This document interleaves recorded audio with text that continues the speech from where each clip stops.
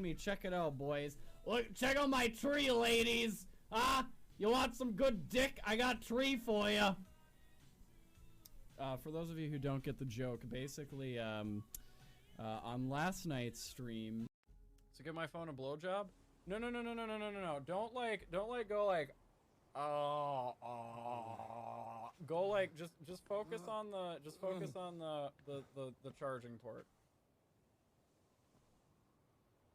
Totally different, see? Totally different. Progressive number 1, number 2 employee. Leave a message at the Oh, I'm so close. I know it's been rough going ever since people I'm so close. acapella group Mad Harmony, but you will bounce I'm back. so. Hey! You're the guy always helping people find coverage options with the name. It should be you giving me the pep. Get out there, hit that high. Damn! Fuck you! I only got good work, but that's okay. That's all right. That's fine. Whatever. Thank you so much for that follow, Skeppy. Very nice. Very high quality of you. Very, look, listen. Skeppy fucks, okay? That is abundantly clear, all right? I don't know about the rest of you, though. The rest of you, I don't know, you know? I don't know. So thank you very much, Skeppy. I very much do appreciate that. You're very sexually attractive. I mean, look, Streamcord, look, I'm gonna be honest with you. Today said Donald Trump. Yeah, I'm agreeing with Mecca. Do not leave Fox and then leave us walk away. I know, I'm sitting here alone on camera with Fox News on right now. Thanks, Bill. What a great look. Everyone's gonna clip this. This is gonna be screenshotted to hell and back out of context.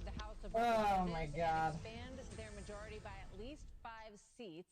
Your That's a career's major over, boost Laura. for Democrats. Where are they?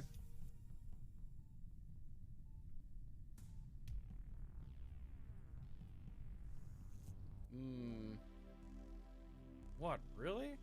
Win by you guys finishing tasks. Who was it? Oreo was it? Wait, who was an imposter? Was Oreo an imposter? Do you know what?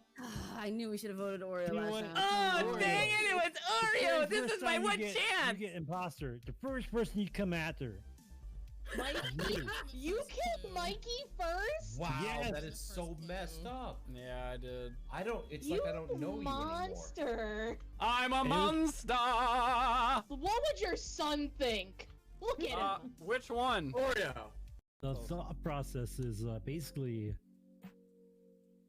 the eggplant has been represents Oreo. It's been an emo for a while, and it's basically to signify the check mark with him being partnered. And, and he's always saying stuff like being privileged when it comes to the emote to being partnered. So, yeah, it represents a lot of things. It represents big dick energy. Big dick energy. I'm sorry. I'm sorry. And then, like, God, I'm back. being partnered. Yeah. That was beautiful. Oh, I'm an old ass 29-year-old now. I gotta. Like, Oh. self-empowerment. God. Oh, I can hear myself cracking everywhere. It represents, like, How's everybody a doing go-getter tonight? kind of attitude. Is anybody here Just to yet? kinda stick it to the man. I know we usually have a lot of late, fashionably late people. Oreo's bedroom is really clean. But I know Never is here, and I know Red is here. Anime waifu posters everywhere. That's really all He's a pillow. No, I need more. I made you homemade dinner and you're gonna criticize my girlfriend's skills? You know I'm joking, relax. God, you take everything so seriously. God. And all of a sudden he hits I'm not actually here. You're just listening. That's great. That's fine. That's alright. 67 attempts. That's okay.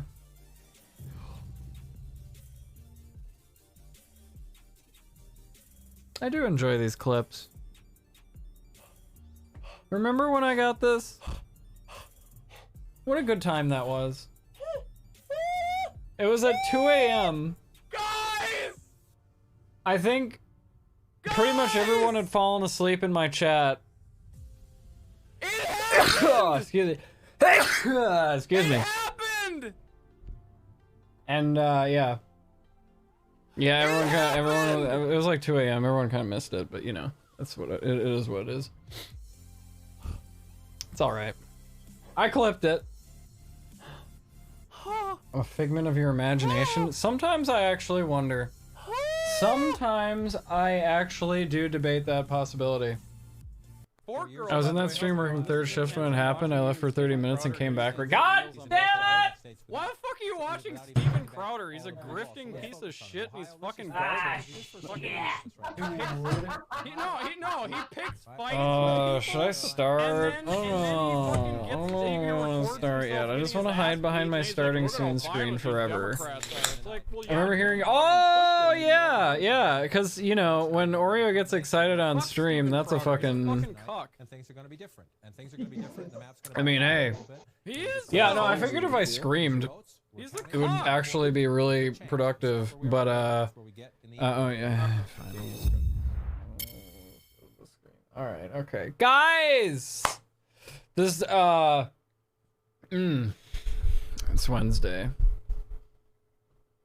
What a week.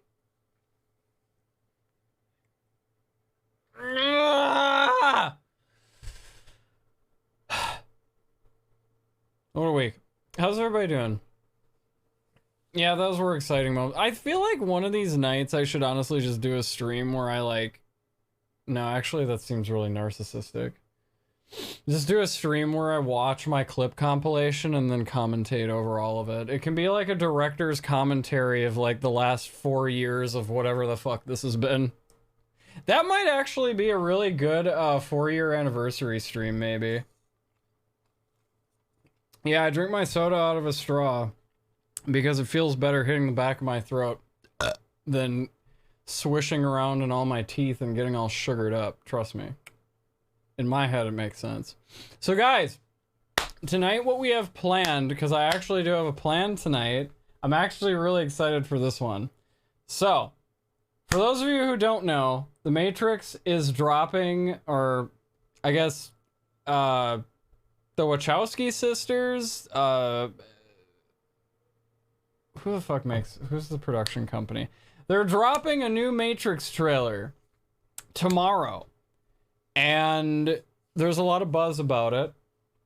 There's a lot of people talking about it. There's apparently a website out there with 180,000 different combinations for the trailer, and it has like different scenes and shit in it, which is interesting, but I'm obviously not going to sit there and fucking like look through everything.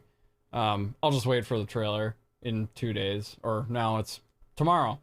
But The Matrix for me holds a very special place in my heart because it is my favorite movie of all time, and the reason behind that is because it was like one of my primary inspirations growing up. It's one of the primary inspirations I actually carried into adulthood, wherein I have this, you know, I have weird fantasies about creating technology that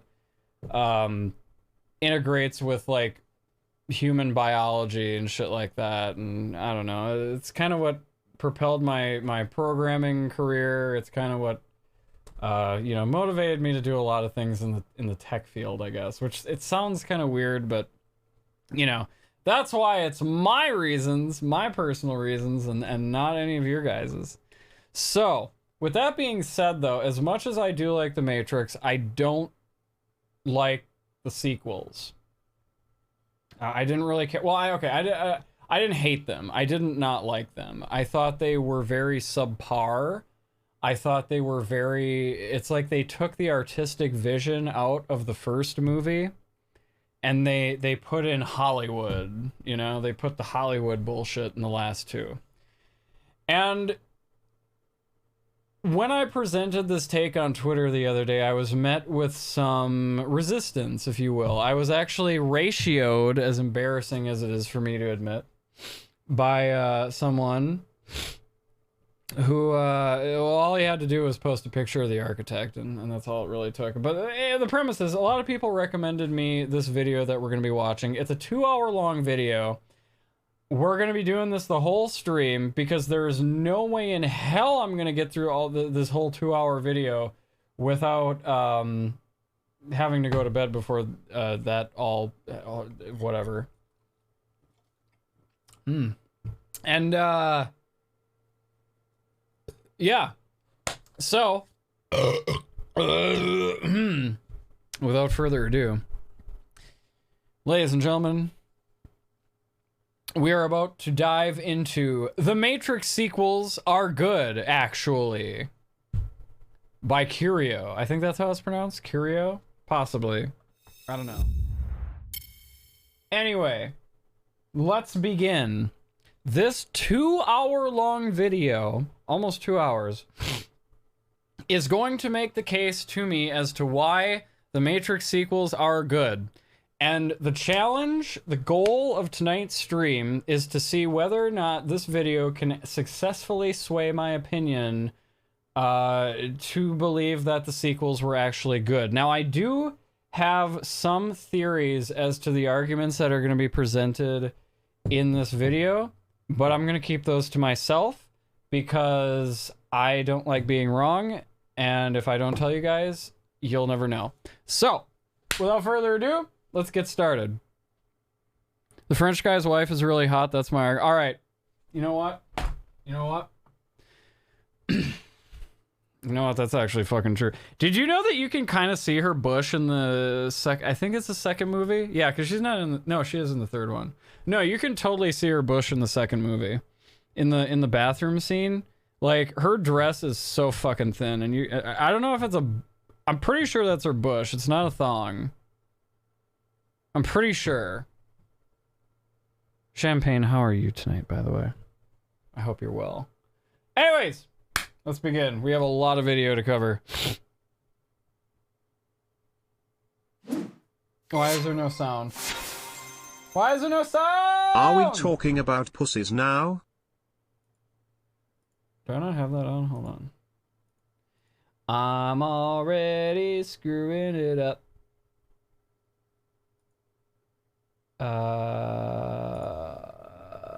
That should be right. Why isn't it coming through? That's weird. Hold on. Yeah, we're gonna hold on. Why do I not have sound?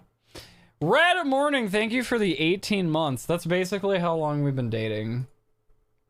For anybody curious.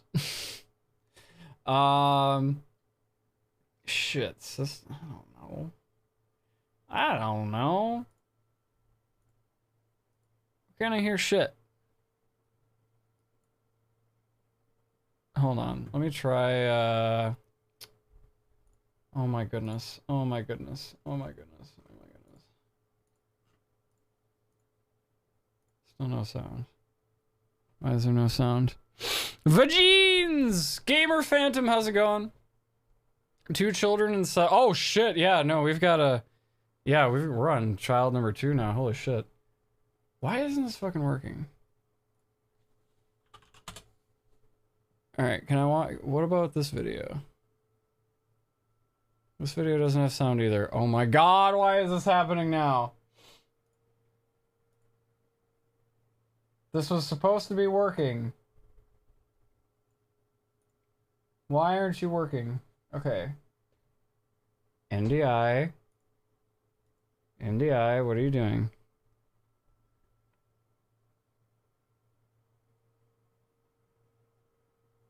Okay, what if I switch to that? What happens? Does it work then? No, it doesn't. Guys, I'm gonna freak out. I'm gonna freak out, guys.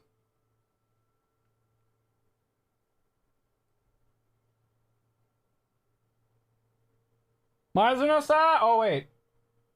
I know why there's no sound. Nope, actually, that's not why there's no sound. Fuck!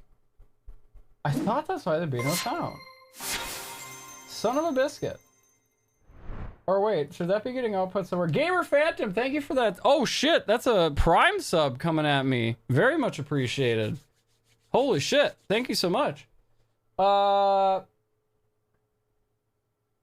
So, yes, Prime sub for the Prime content I'm putting out right now. This is great. This is quality stuff right here, if I do say so myself. Okay, so why...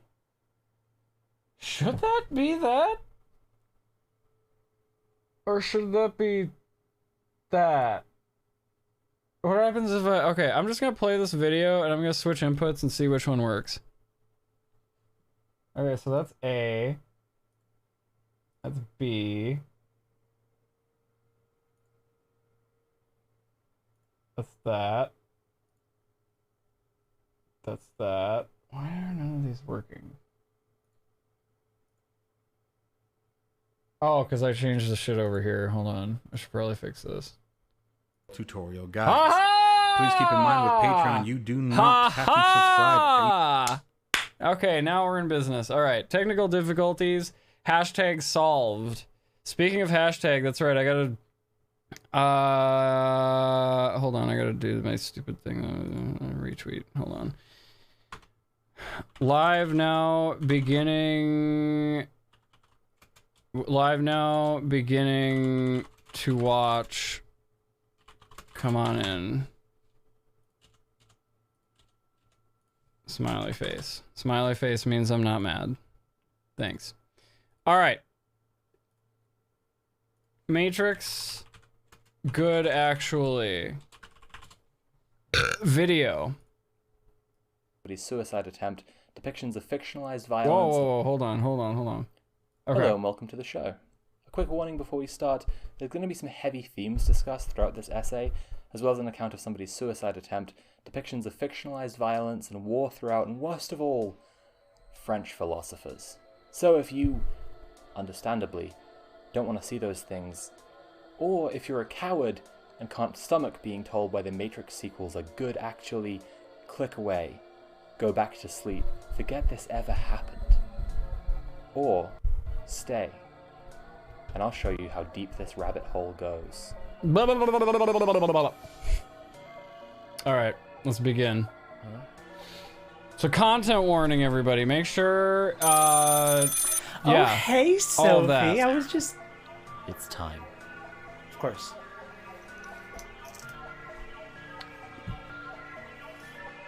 It is time, though. We're bringing back the Matrix now. I knew this day was upon me. The day they were gonna bring back the Matrix and do a goddamn new one. I knew it was gonna happen because they did a new Space Jam, so it was only a matter of time. And now, that time is now. Am I hyped? Gamer, I am. This is the part of the video where we sing superlatives. You know what I should try on. You know the Matrix was good. I hope that doesn't actually get in the way of the action other cinema worldwide. It was so ubiquitous for a decade after its release in Look 1999 that practically every mid-tier action film, TV show, cartoon, and more besides referenced something from the Matrix at least once. Yes, the fucking parodies. But it's not even just stylistically influential. The red pill, blue pill question made such an impression on popular culture that to this day, we're still using take the red pill as a shorthand for coming to terms with mind-blowing truths. Although, but gamer, shall we say, I'm politically hyped. Matrix is my fucking favorite movie of all time, but I have opinions. Point is, even people who don't really like The Matrix have probably been forced to put more thought into their opinion about it than any other film made in the last century. Less talked about, however, are its ignominious sequels, The Matrix Reloaded and The Matrix Revolutions, released May and November 2003 respectively. This isn't to say they're without cultural 6 months apart from each other. Influence, where bullet time and Lawrence Fishburne point that came to interesting represent the tidbit Matrix in our popular imagination, the Matrix sequels came to be defined by a frumpy old Colonel Sanders-looking dude saying inexorably, and by Hugo Weaving mugging to the camera as Infinite Agent Smiths. The first film is cool, sleek, even a bit edgy, but the sequels? Weird, off-putting, it was edgy silly, as fuck. Goofy, with parodies more often focusing on how they feel largely nonsensical. Now, to be fair, there's a fair bit of goofiness in our memory of The Matrix, with such iconic lines as I know Kung Fu being repeated ad nauseum. But even as aspects of the film gained a kind of cringe reputation for being too earnest and too edgy, I don't think this ever crossed over into saying The Matrix is a bad movie, but rather that it's kind of silly and quaint, even as it remains genuinely entertaining. In contrast, from day one, the reception of the sequels was negative. The memes were mocking and the parodies... Oh god, the parodies. The fucking parodies, dude! Yeah, who are you? I am the architect. But please, call me Larry. Hey, Larry. Culturally speaking, if The Oh my Matrix God, is that your looks so cutely cringe. self-serious teenage nephew, the sequels are that same Yeah, The nephew Matrix at age is like, I'm 22, very and passionate everyone's about tapping this their fucking wrist like, movie. okay, but when are you gonna grow up? The thing about these flash-in-the-pan mimetic critical receptions is that the ghost of I them have a tends lot to of stick things to around, say about it. regardless of the actual quality The of the third film one, though, in question. probably Marriage my Story, for example, could second be favorite. a I think I genuinely just great hated film, Reloaded. but because it has that one extraordinarily memeable scene, loads of people are only ever gonna know it as the every day I wake up, smashes a wall, cries movie. But where The Matrix has gone through somewhat of a cultural redemption, with both of its directors having come out as transgender women and the film itself finally being acknowledged as a trans allegory, the sequels have so far received no such redemption. But with The Matrix 4 looming on the horizon, I've heard about that we think too. it's time to give these movies their due. And boy, I'm howdy, curious do to these know movies deserve better all the than what they arguments got. on that one. Welcome, Thought Criminals. Hey, I did Because that's interesting.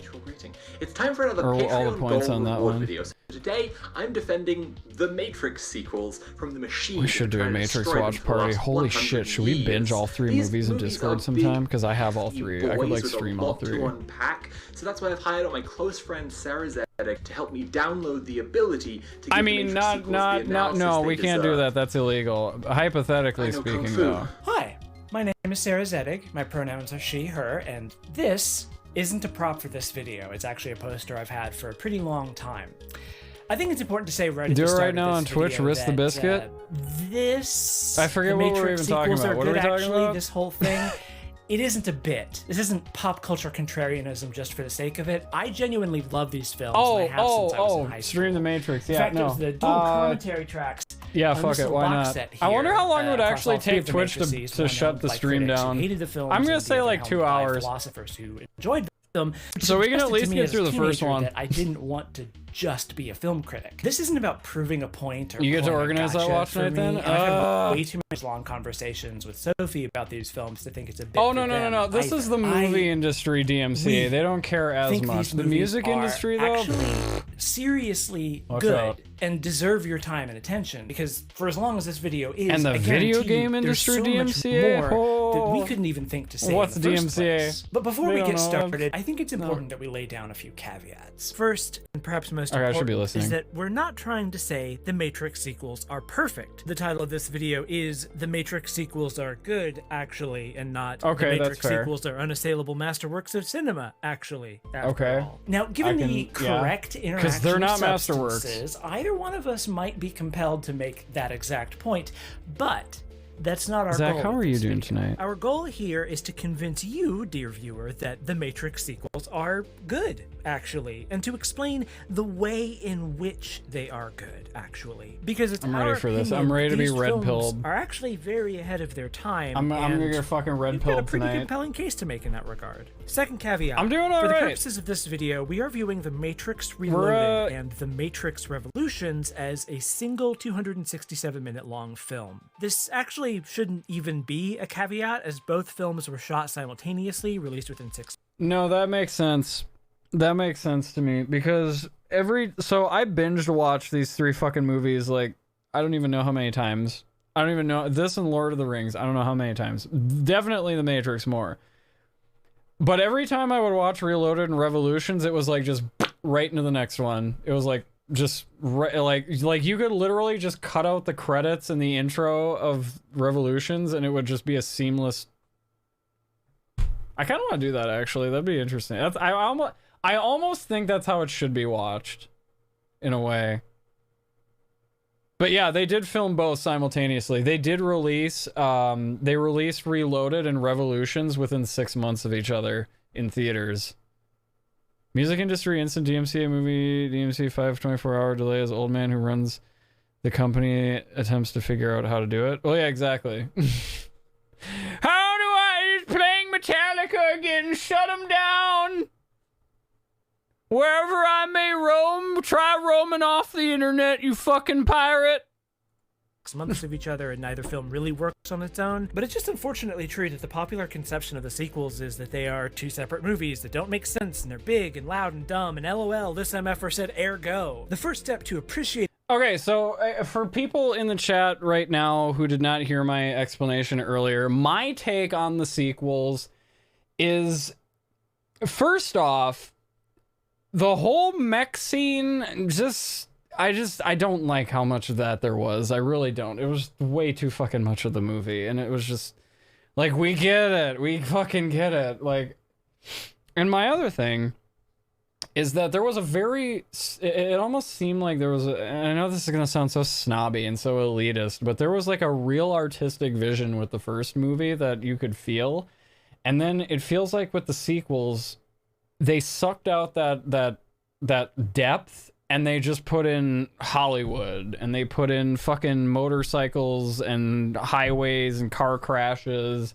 and epic fight scenes and all this other shit. And it just didn't feel like there was any depth anymore to the movie. And apparently I'm an idiot for thinking that, because apparently I just completely fucking missed like so many things. However, I'm not closed off to that possibility, because every time I rewatch these movies, I do find something new every single time. It's very interesting to me. So I'm probably going to get red pilled the fuck out of watching this if I ever shut up and let the video actually play. You don't remember either of those films? I mean, yeah, I kind of stroked out for them too. It was just... Treating these films for what they are is to abandon the notion that there is any significant distinction between them. As a quick example, in Reloaded, when the protagonists are chasing down a lead that involves them talking to a French pervert called the Merovingian, we get this extremely quick close-up of Neo noticing this man being... Yes! This is one of the things I fucking noticed when I was watching Reloaded, like, I don't know, the fucking, like, 900th time or whatever. Not the 900th time. I think I picked it up on, like, the 5th or 6th or whatever. But I noticed that guy, that was the same guy that was in Revolutions, and I was like, holy shit, because in Reloaded, I think he's like only in this scene. Like, he's never, like, he shows for like 3 seconds, and then he's gone, and you're just supposed to remember that into Revolutions. Like, you're supposed to draw that connection. And that, I thought, was interesting.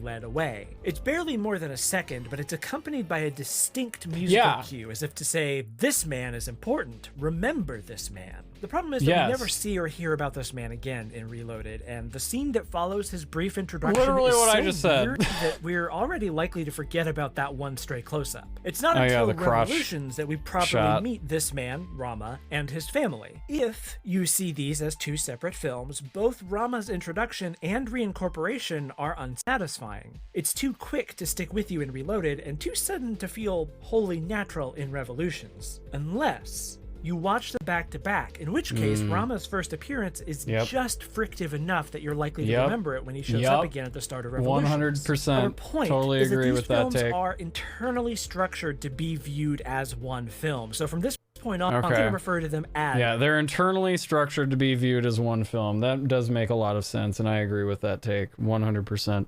I like the movies. They were entertaining to watch, and to be honest, I'd watch them again over a lot of other movies.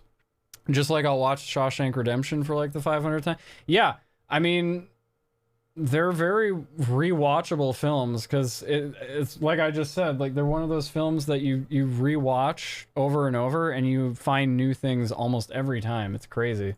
As the Matrix sequels, and if you've got a problem with that, all we can say is that if you have the patience and attention span to binge watch every new season of Stranger Things in a single day, I think you can handle a 5-hour movie in your own home on your own time. As a fun note, the extended Lord of the Rings. Title, The Matrix Reloaded is not just a pun on how both guns and programs can be reloaded, haha, very clever, see, but also as a statement that the sequels will, in some ways, retread the same ground as the first movie. The Matrix Revolutions works the same way. It's cycling around again. It's also a pun on the biblical Revelations, because it's something about religion and communism? We'll get to that. Oh baby, we'll get to that. Okay, we'll reference the fact of the sequels as one movie as we go along, in roughly the following... GamerTech63 with the... Wait. Were you following me before? Or are you a different GamerTech? Is there a different GamerTech in the 60s that I don't know about? Thank you for that follow, though. I appreciate it.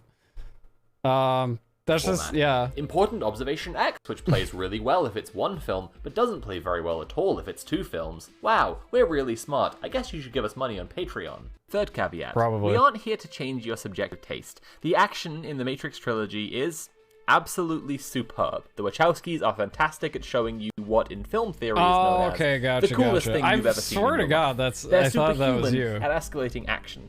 Look at the first film. We see that ordinary people can learn kung fu just by knowing about the Matrix and become martial arts black belts by downloading the knowledge straight into their brains. Morpheus teaches us that the power of belief is what makes you into a badass, and as the leader of the group, the alpha male, Morpheus has the strongest belief, so he's the most powerful. But maybe, just maybe, Neo could be even more powerful, we don't know. He's the guy from all the YouTube thumbnails. He's the Sigma male. So we're viscerally aware of the philosophical stakes of this fight, and then on top of all that, Mouse runs in to tell everyone, Morpheus is fighting Neo, and they all scramble over the breakfast table to come watch. At the start of the sequels, when the agents first show up, Neo starts fighting them and instantly puts one hand behind his back, leading up to the bit where he throws a punch with it, which the agent catches. See, I hated this. I thought this was just so fucking showy. Like, in the first Matrix, the fights weren't showy. They were raw and real and fucking blood splattered and, like, glasses broke and shit. In these fucking movies, it's all just choreographed Jedi fight scenes from the prequel, the Star Wars prequel movies, all the fuck over again. And I just, there's no flavor to it. It's just so stale and choreographed. It's like I'm watching Cats the musical, indicating for fuck's that Neo sake. Underestimated his opponents, he simply states, upgrades, and then proceeds to beat the utter piss out of all three agents anyway. Upgrades. All this to lead up to a point that you can analyze what makes action good and why the Wachowskis are really good at but if that just... Like, I get the premise of this scene. It was meant to be like, oh, 3 agents, no problem, whatever, oh, I got this. Like, it's meant to signify Neo's, like, way stronger now, but I feel like they could have done it better. It doesn't I don't know. Like any other matter of subjective taste, we can't just talk you into liking it if you don't. Perfect case in point, I, Sophie, suffer from a rare condition where I like a scene in Matrix Reloaded where there are loads of Smiths fighting Neo, and Sarah, like most adults, finds it over. I took the red pill, now I'm here. Oh god. What have I done? 41 months. 41! That's a lot of months. Jesus Christ. Wow. I've been doing this so long. Holy fuck. Varlinator with the tier 1. Thank you so much for the 41 months. I hope you're doing well. We're watching... We're red pilling ourselves. We're gonna Matrix sequels are good, actually. We're watching that. More Nomi? Thank you so much for that follow. I hope you're doing well as well. Overly long and drawn out. We can agree on other things, like how that scene shows a I gotta minimize the pausing because this video is like almost 2 hours. Different and he simply has to run I want to away. at least get through a good chunk of it. it. Bother trying to tell someone to like something they just don't like?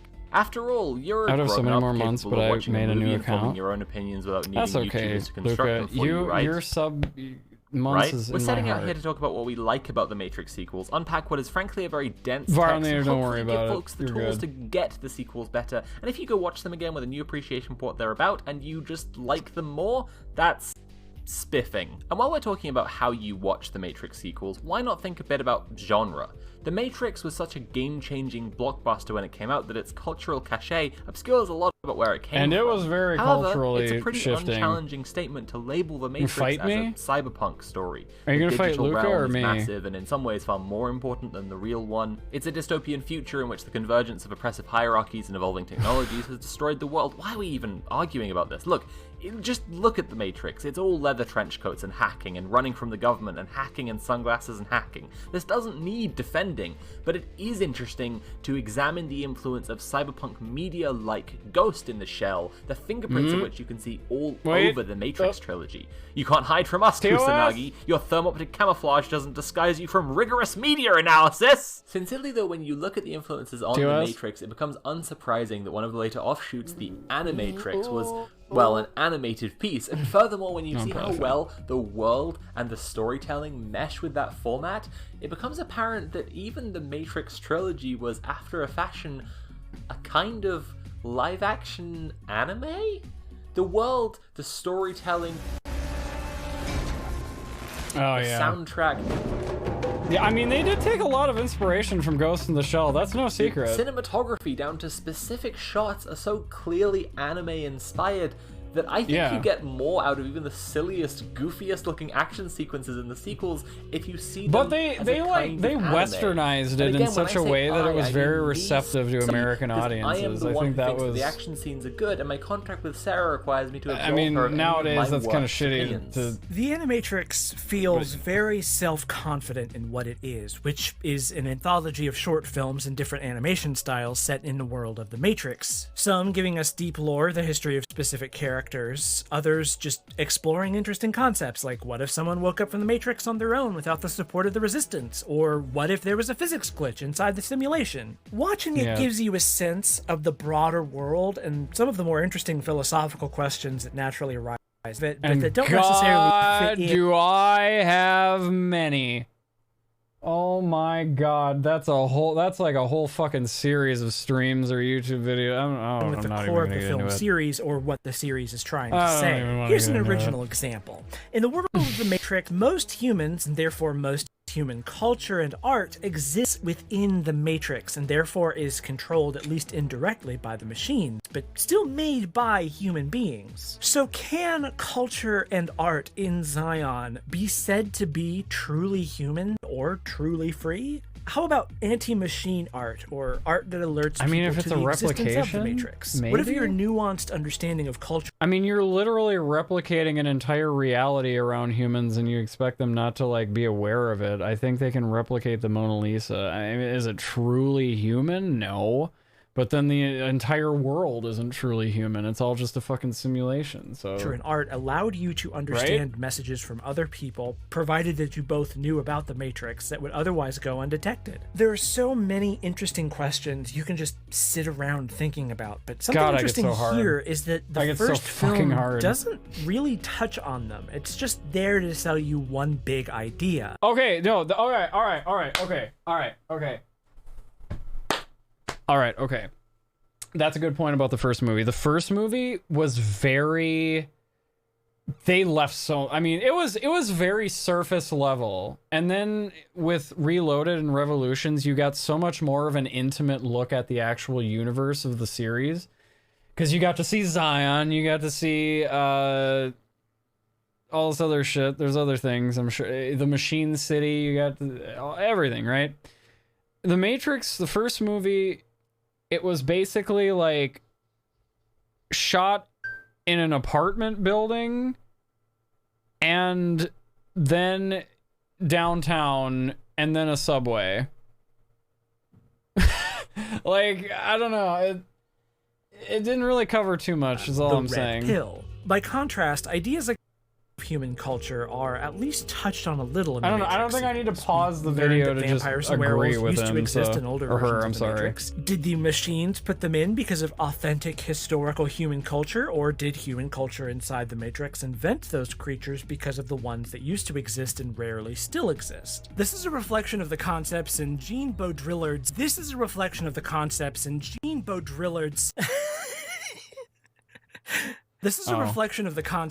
Jean Baudrillard's Simulacra and Simulation.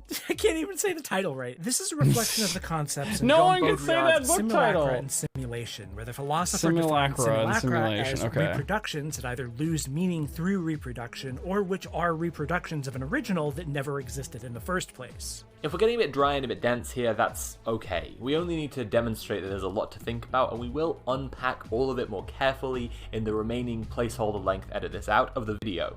But Baudrillard is an interesting example. She's gonna throw in a few of those gotchas, isn't she? He was the biggest philosophical influence on the franchise, and he actually had criticisms of the first film and where it fell short, and where he felt like they misunderstood his philosophy, that they came back to the sequels and redid better. The point is, the Matrix sequels ask a lot more interesting questions about the world and then take the time to chew over their own philosophy, compared to The Matrix, which is the better Hollywood movie, but really isn't as fleshed out.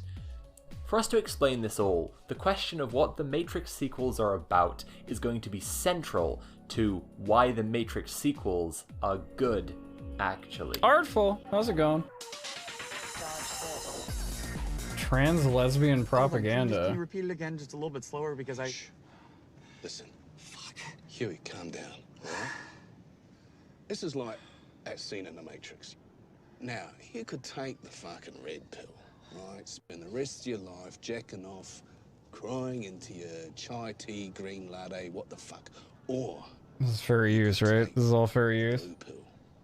Was it the red pill anyway? Take This is the all other fair use. It's summary time. It's synopsis time. It's time to do the part of the video every writer hates but audiences need in order to remember the film. This makes me so nervous here now. Like, is a fuck, dude. I'm synopsis probably of gonna the get entire something for Matrix that. trilogy. I wonder. In The Matrix, Neo is a schlubby, depressed white guy who gets courted by a queer polycule led by Morpheus, who tells Neo that he is trapped inside the Matrix, a simulation of human reality created by our machine overlords who harvest human beings for biofuel, and also that Neo might be the One. The One, of course, is prophesized by an enigmatic figure called the Oracle to one day end the war between man and machine. Eventually, their polycule gets sold out by Buck Angel, Cypher, and Morpheus is captured by Agent Smith. Agents work for the Matrix Good one. and are effectively invincible. But Neo realizes after some serious soul searching that despite the Oracle telling him that he isn't the One, Neo isn't just short for Neo Vagina, it's also an anagram of one. So he decides to go fight Agent Smith. Fucking beefs it super hard and dies like a chump, but then his leather-clad T-for-T girlfriend kisses him alive again like it's Act 6 of Homestuck, and now he's Internet Jesus. The film ends with Neo penetrating Agent Smith and ascending to the heavens, and who else should play but Rage Against the Machine? The Matrix sequels pick up a few months after the end of the first film, and things look bad. There's going to be a big attack on Zion, and also Smith. See this whole part? The end This of whole the part? first film, and things look bad. This whole part? That I didn't like that whole part. I didn't like the whole mech scenes, I'm sorry. There's going to be a big attack on Zion, and also Smith is back from the dead. Oh, goddamn! I took a hit. That's why I'm coughing Smith so learned how much. to do a clones on a real guy who exists. Like, in I'm the fine. I real just gotta world, wait but for it to pass. Don't worry, I'm sure it won't matter. Like, Or I could take a meanwhile, drink. Zion gets ready for the big MBL attack by back. having an orgy and then a lot of arguments. Locke, Yeah, who is okay. married What the fuck was up with the orgy? I felt, man, I was 12 years old when I saw that. I felt so weird watching that shit. That was definitely not the right sexual awakening I needed at 12. But yeah, just a bunch of people fucking in a cave humping up on each other. married But to you know. Morpheus' ex-girlfriend Naomi. I mean, it's kinda thinks hot, Morpheus but- is wrong and bad and terrible and stupid and bad, and Morpheus thinks, I don't know. believe. It was just weird. The It was gang weird need placement. to enlist the help of various programs to do an internet heist. Like, you know what I mean? Like, Reloaded and Revolutions just feel like such a different flavor of movie compared to the first one. might end the It's just- Matrix if Morpheus I don't believes know. hard enough, because if they can get to Mr. Crab's secret Yeah, there's source a code, massive, then like, Neo underground can cave do an internet orgy. karate on it. So they go Yeah. to see live-action Pepe Le Pew, who says they can't have the The sex scene keymaker, was the program awful. they need to pull off the heist, but his wife helps them anyway Wait, because wait, of wait. Leapsteak. Oh, wait. No, wait, are they going to show it? Because this is the sequence where you can see her bush. Because her dress is so fucking thin. I want to see if you can see it. Lipstick. Neo has been having bad dreams about Trinity Oh, they're not dying, gonna so he show it. asks her Damn not it. to go into the Matrix. But then she does go into the Matrix. I told you don't wear the leather pants, and then you did, and they burst and your dick came out. The heist goes off with only minor multiple casualties, but then Neo meets an old white man in charge of everything with sketchy vibes, who reveals that the heist was part of a much bigger heist he was pulling called white cis heteropatriarchal capitalism, and that Neo has to choose to either save Zion but surrender the rebellion or keep going and everyone a lot of dies. words. Seems like an obvious choice, but saving your girlfriend from dying seems more obvious, so well, shit, I guess. Trinity goes out like a chump, but Neo goes inside her with internet magic and brings her back again, and then Neo uses brain magic on the robots to save everyone again. This was also the part where I was just like, okay, none of this makes any fucking... What are you guys... What... I mean, I can say it, you know, what were you guys at the time? Now it's like... But, like...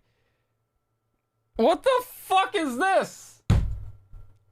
Again and passes out. And the goes way to that they Tiny Brain explained it was so Bane, lazy. The Smith clone in real life is on the ship with the gang, and he's doing a really good Hugo Weaving All right, impression. open but nobody mind, notices. Oreo, open Morpheus mind. and Trinity go to ask the French pervert very nicely with guns to give them back their boy, but he wants the eyes of the Oracle in exchange. But the only currency Trinity That carries doesn't make is any bullets, sense so either. that ain't happening.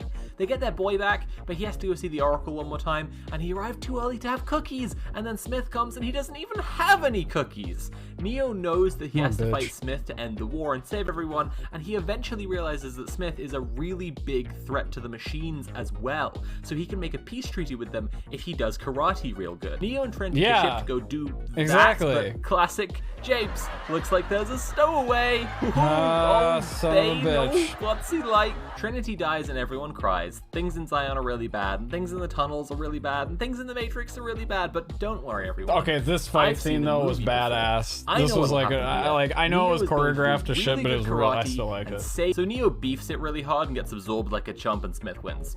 The fuck? Spoiler alert, everybody. Psych! Smith couldn't handle having Neo inside him the first time, and you know, some things just don't change. Neo, Jesus, people happy, war over, the end. Let's get to it really quick and straightforward. What is the Red Pill? In the years since The Matrix came out, every chud from Elon Musk to Ivanka Trump to your least favorite YouTube skeptic has used taking the Red Pill as a metaphor for some kind of revelation about the world, ranging from feminism is bad to Jews are shipping immigrants into Western countries to destroy the white race. Yeah, it really is more of an alt-right usage, honestly. A trans allegory, and the original Red Pill is estrogen. The pills were red. That's what the Red Pill is. Nowadays, estrogen pills come in all sorts of colors. White. Ironically, blue is one of the most common colors. I'm guessing that's not based on any data, but the original Red Pill was a red estrogen pill to make you grow breasts and such, because the first Matrix film is overpoweringly transgender in every moment, every idea, every detail, and that's why I celebrate the first trans cultural holiday. Get really big and watch The Matrix Day, February 20th, mark your calendars. That's when we're gonna watch. That's when we're gonna do our watch party. February 20th. Entire video on its own to go into how trans the Matrix is and why. Can we actually just do it like? We should just think about the basic philosophy of the core I don't know, concept. like next week. When cisgender people talk about the Matrix being like the halfway trans, point, they often right? only mention the red pill thing. Like, hey, did you know the red pill was originally... Yes. I think she's going to explain it more later. What is really appreciated is that end to end, the Matrix is just a trans masterpiece. And while the Matrix sequels branch out into an exploration of anti-capitalism, critical race theory, power, control, post-structuralism, and more besides, they do so with a persistent trans lens. In Julia Serrano's book, Whipping Girl, she describes gender as being like a job you can't quit. Some people are suited to the job they're given, and those people are cisgender. Some people really want to be good at the job, and they try really hard to convince themselves that they're enjoying it and that it makes sense to keep going, but sooner or later, fatigue starts to creep in. Other people are outright depressed by the job right from the go and know that they need to get a different one.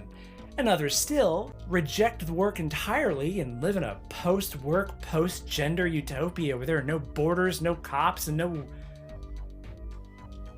Hang on, I think I might be getting my metaphors mixed up. The basic premise of The Matrix is that your reality is wrong in a way that you can only tell by feeling, and you can only confirm by seeking out other people who can feel it too. Where do you find those people? On internet forums, from the safety of your bedroom, of course. But if you investigate enough and reach out through the right channels, you might get the opportunity to take a magic pill that lets you escape from the Matrix and see your real body for the first time in your life. Other people who exist comfortably in the virtual world are so embedded in this reality that if you try to tell them about the real world, they not only get upset, but transform into agents who will do anything to put an end to you on the spot. Morpheus tells Neo that literally anyone they have not unplugged from the Matrix is a potential agent. Now you might have noticed that every character in the Matrix trilogy has a wild, nutty hacker name, and if you think it through, that's because of the integral transness of the core concept. They all met online as hackers and used their internet usernames for each other, and when they discovered their true selves in the real world, they rejected the names that were given to them in the Matrix and just kept using their hacker names.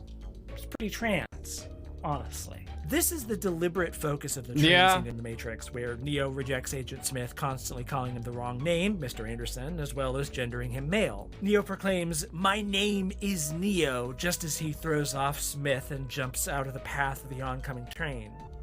This is likely inspired by something Lana Wachowski described in an awards acceptance speech, where she describes her experience of a near-suicide attempt as a young person due to crim dysphoria. As I grew older, an intense anxious isolation coupled with constant insomnia began to inculcate an inescapable depression. I have never slept much, but during my sophomore year in high school, while I watched many of my male friends start to develop facial hair, I kept this strange, relentless vigil, staring in the mirror for hours, afraid of what one day I might see. Here, in the absence of words to defend myself, without examples, without models, I began to believe voices in my head, that I was a freak, that I am broken, that there is something wrong with me, that I will never be lovable. Describing the experience directly, she says, I know the train platform will be empty at night because it always is. I let the B train go by because I know the A train will be next, and it doesn't stop. When I see the headlight, I take off my backpack, and I put it on the bench. It has a note in front of it. I try not to think of anything but jumping as the train comes. Just as the platform begins to rumble, suddenly I notice someone walking down the ramp. It is a skinny, old man, wearing overly large 1970s square-style glasses that remind him of the ones my grandma wears. He stares at me the way animals stare at each other. I don't know why he wouldn't look away. All I know is that because he didn't, I'm still here. Years later, I find the courage to admit that I am transgender, and this doesn't mean that I am unlovable. I meet a woman, the first person that has made me understand that they love me not in spite of my difference, but because of it. She is the first person to see me as a whole being. And every morning I get to wake up beside her. I can't begin to tell you how grateful I am for those two blue eyes in my life. There's a lot of mileage within this premise, and they do a lot with it that, especially if you're trans, is incredibly powerful and moving, like Trinity's allusion to where that would go, for example. But once again, this video is not here to sit around picking apart the beautiful transness of the Matrix and crying, February 20th, mark your calendars. I specifically remember a multitude of lunchtime conversations around the watch release Matrix of The Day. That Matrix sounds good to me. Reloaded, where my 12 and 13-year-old peers described Trinity as a bitch, saying they wish that Neo's description of casual domestic violence omitted. In fact, if you take a cursory glance at a lot of the conversations around these films online, you'll see that exact sentiment pop up pretty often. Rather than try to disprove or undermine this perception, I actually think it's more interesting to look at it as the intended affect from a specific segment of the audience. Trinity, from the moment she first shows up, is so thoroughly lesbian-coded, it's actually kind of hard to even quantify. And lesbians, culturally speaking, are often characterized as bitchy, mean, unlikable, which probably has nothing to do with the fact that most stories in Hollywood are written directed by men who think it's a violation of their human rights when a woman tells them no.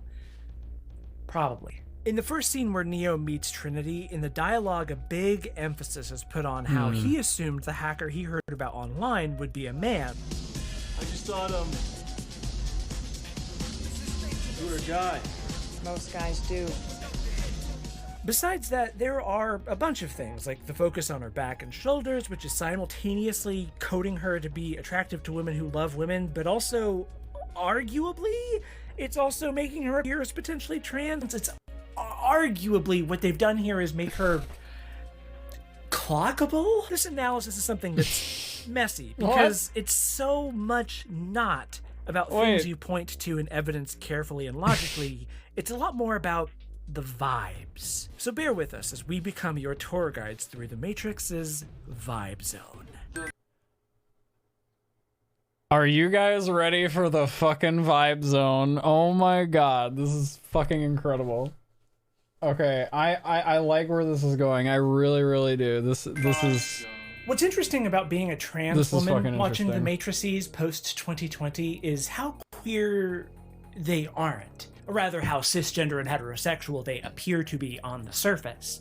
These days, a whole lot of criticism about popular media comes down to demands for more and better representation of minority groups, and not just a couple of gays who hug in the background while out of focus. No, we want named characters who feature prominently, whose race, gender, or sexuality is part of their character, but not their entire character, etc., you know the drill. And The Matrix often comes up in these conversations as a deeply transgender film, an example of at-the-time closeted trans women using their art to explore the complexities of identity.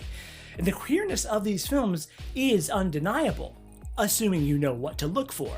But where does that queerness And I, as a cis white male, Because you can't have actually eagle point eye to any vision, of traditional course, representation in these for these films. sorts The of things. Studio saw to that. And the short answer is, it's in the vibes. What we really want from the Vibe Zone is an understanding of the way this trilogy constructs themes. See, when a huge movie... part of what Okay, is carried listen, across guys, from the first- listen. You know what? I think that's fucking what it is. The Matrix creates a vibe. It's sort of like... It's kind of like Superbad. Or like...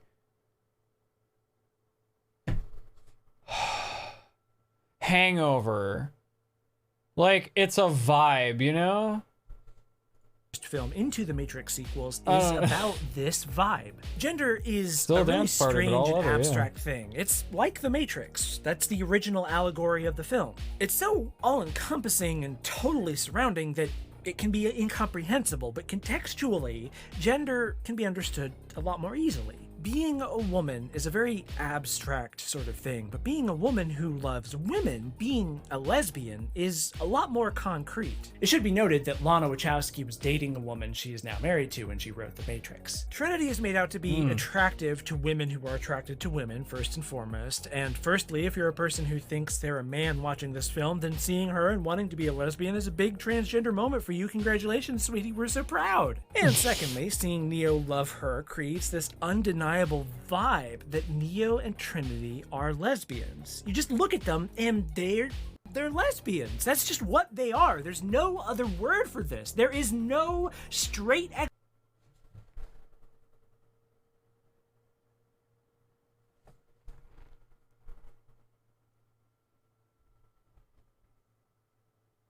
Yeah, I see it. Yeah. explanation for what you're seeing right now. I mean, just look at this. How do you explain this as a straight person? As a cisgender person? How? How? Tell me. You don't. That's why people hated these movies, because they didn't have the right frame of reference. I mean, just look at this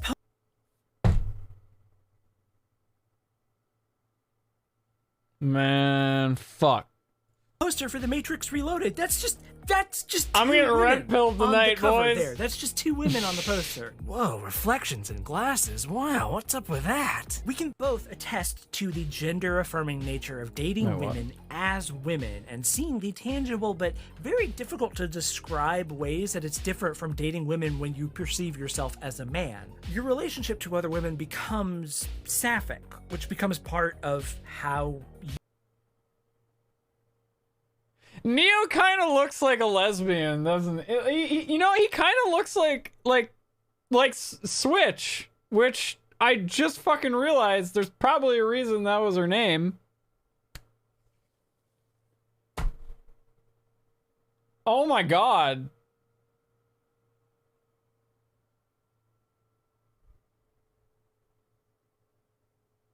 Oh my god. Oh my... Okay. No. Neo has a frankly really odd vibe as a male protagonist because he's not a male protagonist, but a woman. And his relationship with Trinity is unlike any other heterosexual relationships on screen because it's actually not a heterosexual relationship, but a lesbian one. During their sex scene in the sequels, their two smooth, hairless bodies are such a... Oh my god, dude! What the fuck?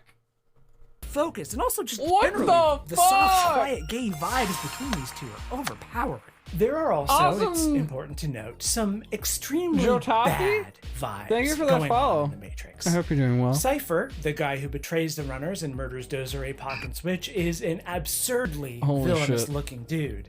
It's honestly kind of bizarre that they even associate with him in the first place. He's just so goddamn villainous looking. I mean, he literally has the mustache. Buck Angel looks like that in real life.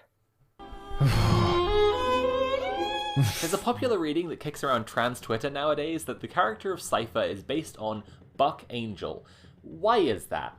Well, Buck Angel, famous trans man and porn actor, was infamously the man who outed Lana Wachowski to the press when she was very much not out. It's actually an absolute nightmare to go back and read the noughties era gossip columns about this because the misgendering and the transphobic abuse about her is so through the roof that sometimes it doesn't even make grammatical sense. Like, people will try to change pronouns for her mid-sentence, or they'll talk about her taking estradiol while throwing around he's and hims, like... It's a mess. But the crucial detail here is that when the press came around sniffing for any kind of gossip about Lana, Buck Angel threw her under the whole entire bus because, and this really can't be stressed enough, Buck Angel is a massive piece of shit. And so, thinking about enemies to the queer community, and if you know this connection, then it feels very appealing to think that Buck Angel inspired this character who in the script literally has the surname Reagan.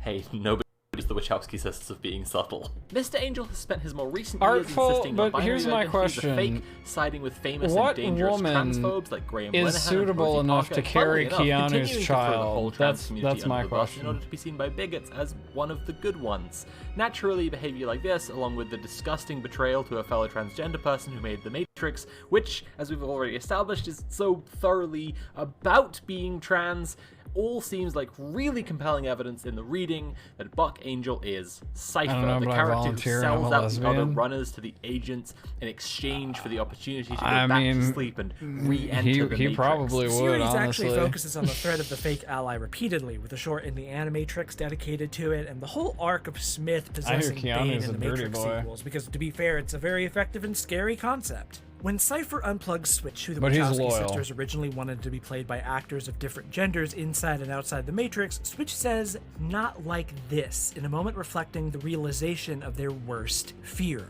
That someone from their own community, someone who should be on their side, would betray and murder them. There's one enormous hole in this reading, though. Buck Angel didn't meet Lana Wachowski until The Matrix was out already. And that does kind of sink the whole thing, doesn't it? In fact, in the interview with Rolling Stone where he outs her, because he outed her in Rolling fucking Stone, he refers to her as the word that is not woman, who made The Matrix. The funny thing is, though, doesn't this make the reading kind of just more compelling?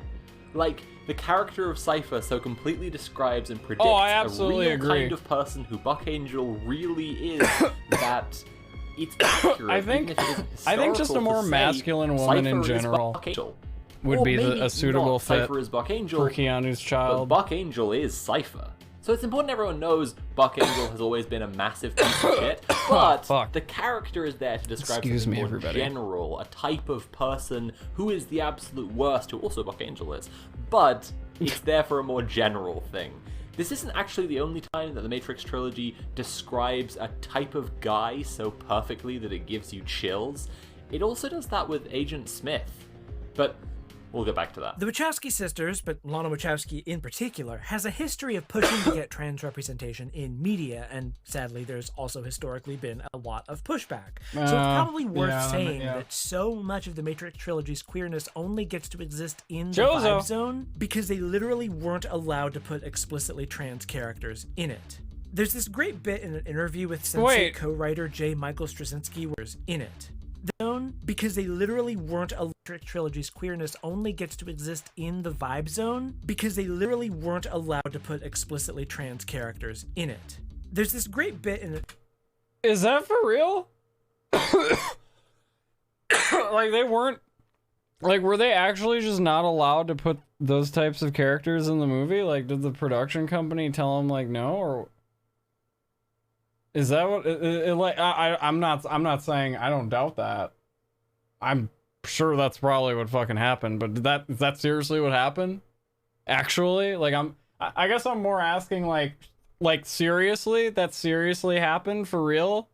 Oh my god.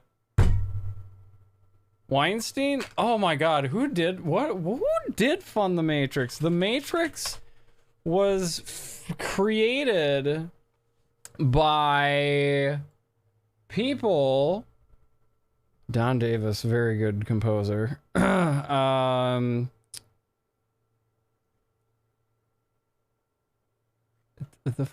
Wikipedia, thank you.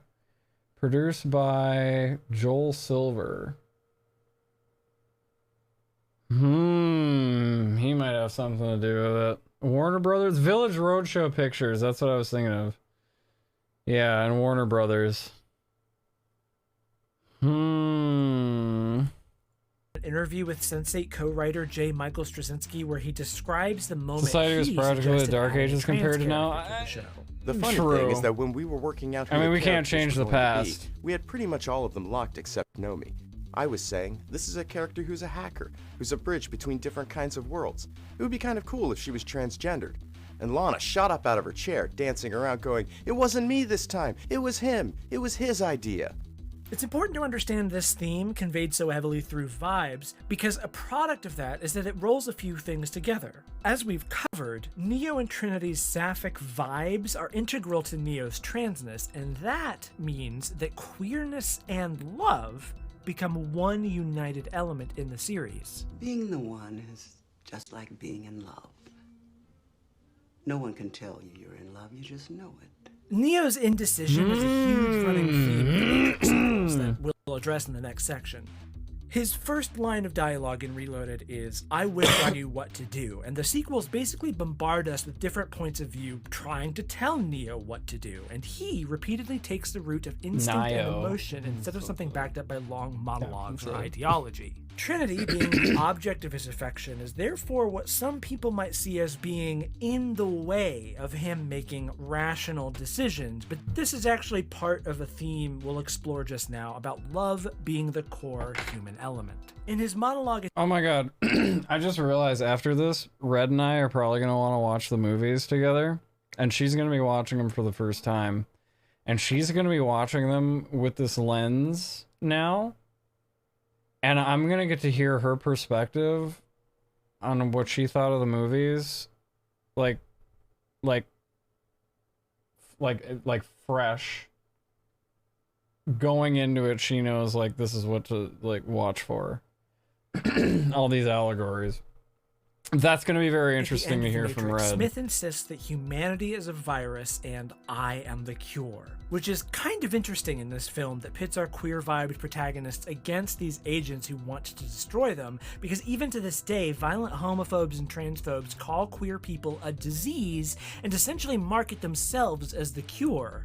In the Matrix sequels, Smith has another monologue at the end where he derides various emotions he explains as vagaries of perception, just illusion conjured by the human machine. But what is his most despised and antithetical quality? And all of them as artificial as the Matrix itself.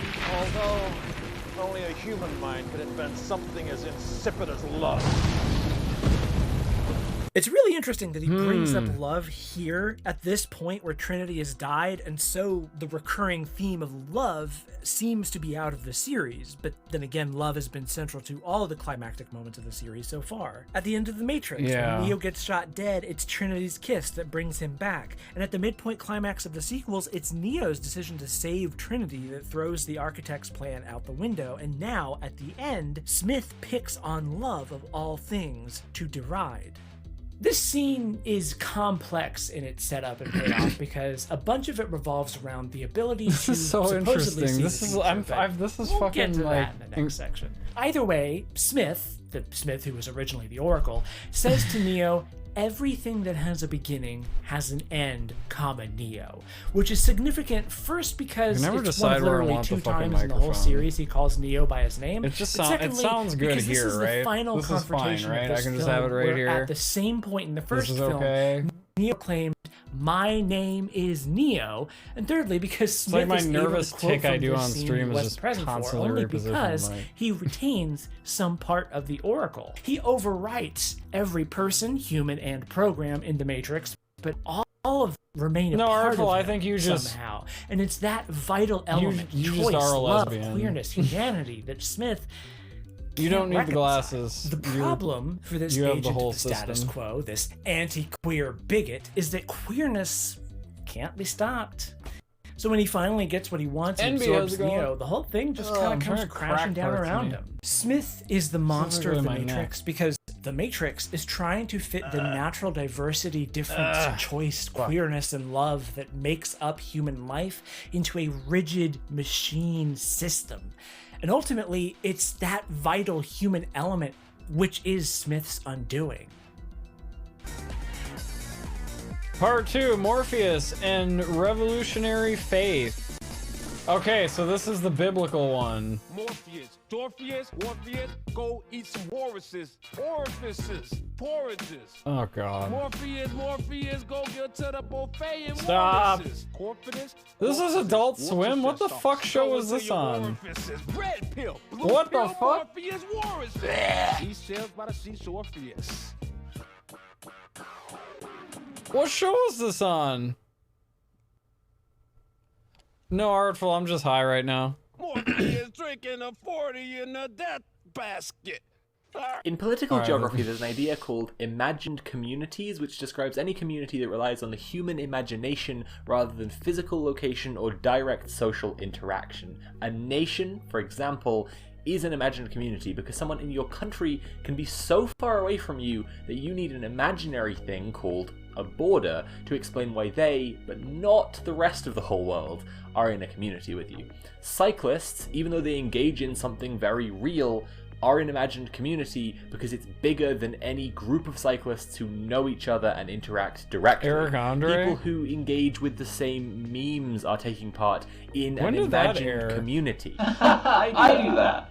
Hey, that's Imagined us. communities were first described by Benedict Anderson in his 1983 book of the same name. That's James us. analyzed We're nationalism. those In people. The Matrix, imagined communities are a pretty important This is some concept because fourth there wall is, shit. in a very Fifth wall. tangible sense, no Seventh, I don't connected know. structure or through line to the world. The Resistance don't know what the machines are doing, the machines don't know what the humans are doing, and probably most importantly, a huge part of the story takes place in a virtual world inside people's minds.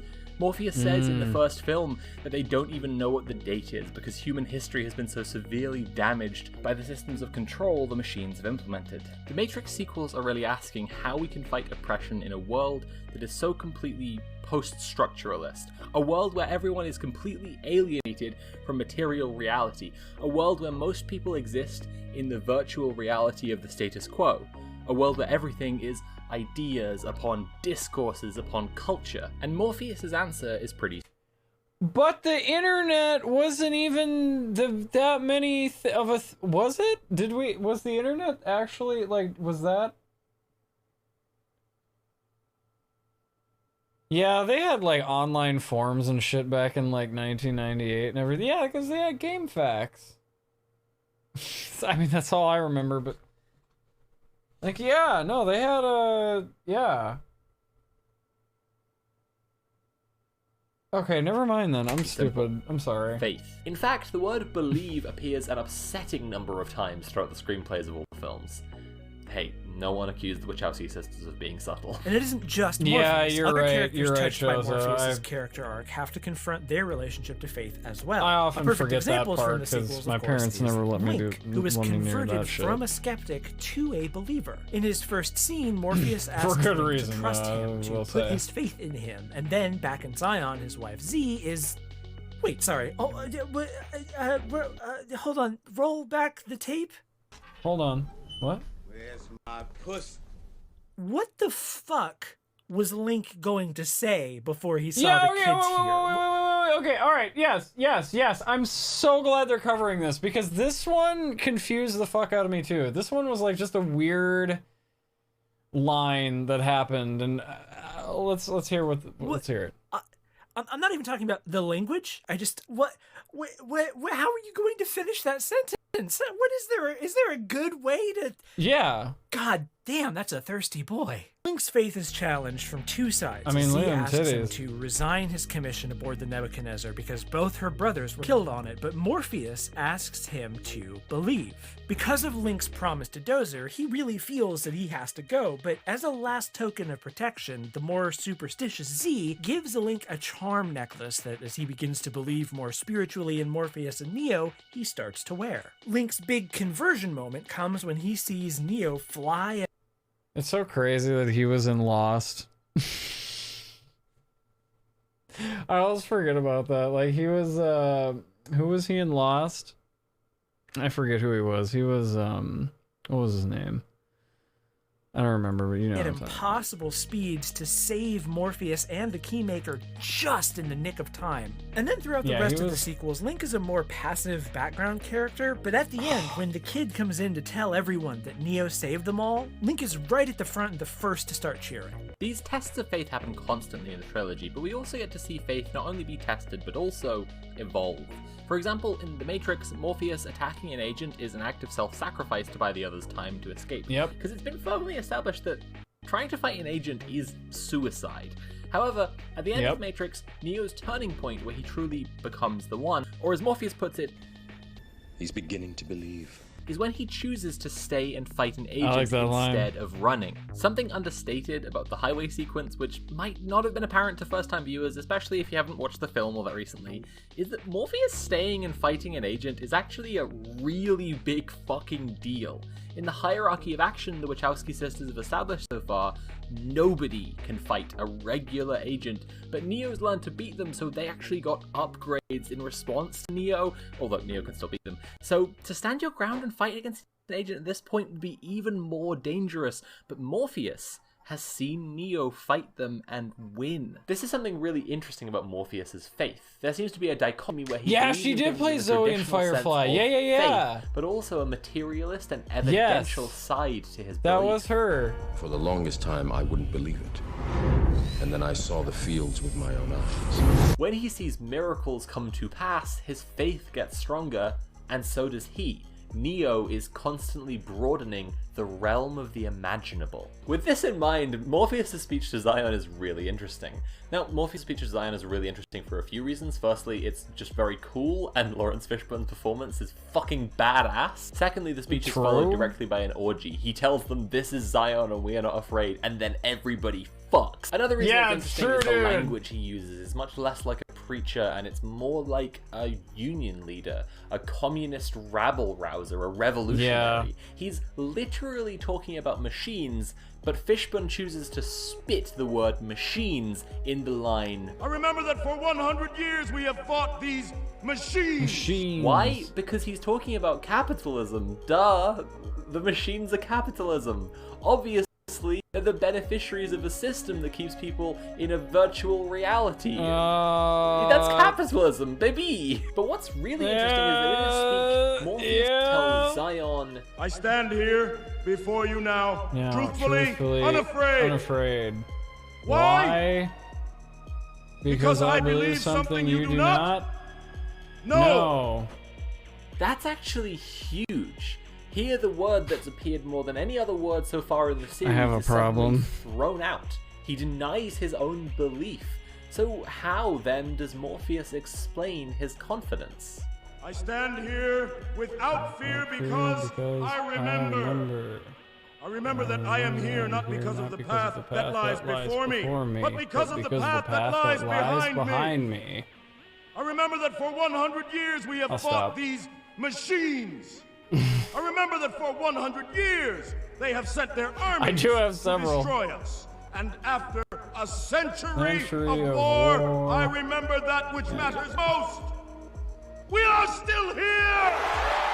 It's really interesting what he does here, explaining his faith not as a product of blind belief, but something that grows every time he sees human beings continue to persevere and survive. My partner does a lot of work with the Renters Union, where they use member solidarity to do things like stop evictions, make landlords do repairs and the other bare minimums that the job of landlord is supposed to be, and like help people get back their deposits, because you wouldn't believe the number of parasitic, insidious ways landlords find to be the absolute scum. And they're still here. The point I'm trying to make is that something they say a lot in the union is that every time they take on a member's case and win, the union gets stronger. So does Gone. Time and they for water. make all renters safer and landlords more afraid.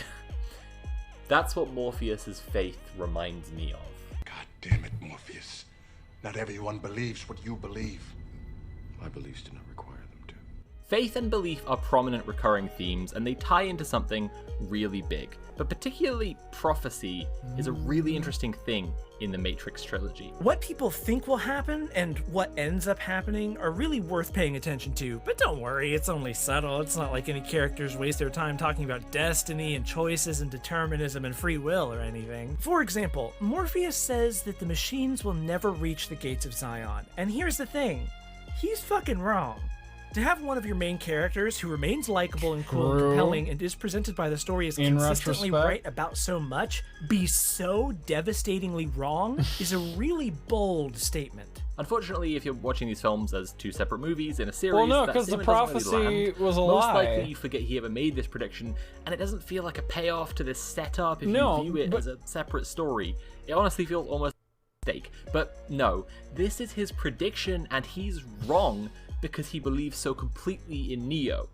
And also because he doesn't know about the 5 times there was a revolution before and the 1 and so on. That too. It's fair to say that revelation would be completely devastating to Morpheus, more than anyone else. So let's talk a bit about cookies, I thought about candy, that. broken pottery, and prophecy. Get ready for some of the most essential and important symbolism in the whole Matrix trilogy. That's right, Okay, here we go, boys. This is the deep dick pizza. baby. We're talking about cookies and vases. Vases? I don't know. In The Matrix, when I don't Neo know first either. meets the Oracle, she memorably tells him not to mind about the vase, which makes him turn around, knocking the vase on the floor and smashing it.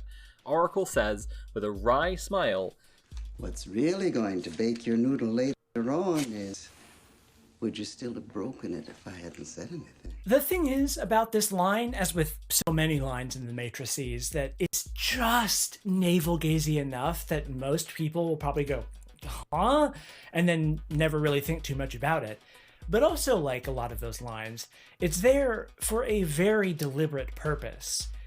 The Oracle is actually giving Neo a huge clue. We'll talk about this more in a second, but the role of the Oracle inside the Matrix is to find the One and then control the revolution against the Matrix, leading to the decision where what the architect describes as the integral anomaly will be resolved. Neo will choose to save Zion and forfeit the resistance. With this in mind, it's extremely worth going back and watching everything the Oracle says and does yet again. Like how she hands out candy, little red pills, to Neo in every scene, which is what she's doing. She's giving him little red pills. But in their first scene, he accepts. In their second scene, he is hesitant, asking if he can trust her, but taking her advice anyway. And vitally, in their final scene together, the first time he's seen her after learning what her role in the Matrix really is, he refuses. It's symbolic of his growth and the shift in their relationship. back to that vase. If the Oracle hadn't told him about the vase, he wouldn't have turned around and smashed it. She told him something, and that made him act a certain way, which made what she said true, right? And what else does she tell him in this scene? That he can either save Morpheus and sacrifice himself, or save himself and lose Morpheus. And furthermore, she tells him that he isn't the One. Neo knows that Morpheus will find the One. No, and I'm that he leaning isn't in. it. I'm And interested now, in this. What is Neo supposed to damn it. choose with this information in mind? What the Oracle has given him here isn't a prophecy, it's a test. She knows Morpheus will be captured, and she knows Neo will have to choose to save him because Morpheus is destined to find the One. If Neo sacrifices himself in doing this, then he isn't the One. If he lives, then he is. Think about it. Why does the Oracle have a room full of potentials? If she can truly see the future, she I would knew just that. select Neo immediately. That last part. Instead, I think she's helping to create the One by testing everybody. The Oracle's power arguably isn't even to see the future. It's a deep understanding of the whole system of the Matrix. Maybe it's on a subconscious level, which is debatable because at the end, when Smith has absorbed her power, he can see his own victory, but he can also tell something is wrong. That's why he starts freaking out so much. It's a great scene and a great performance, and it deserves its own detailed analysis, honestly. However it functions, the point of the Oracle's power is control. Almost an hour in. It That's seems impressive. like she, as a person, genuinely wants to help the Resistance, but her programming, which could be understood as her class interests, good. are against them. As the architect reveals, If I am the father of the Matrix, she would undoubtedly be its mother. The Oracle. the Oracle and the Architect together uphold the system of the Matrix They by fuck. manufacturing consent. Choice. The problem is choice. In his 1988 book called Manufacturing Consent, Noam Chomsky explains how the media shapes and defines the political reality for everyone by telling everyone what choices they have.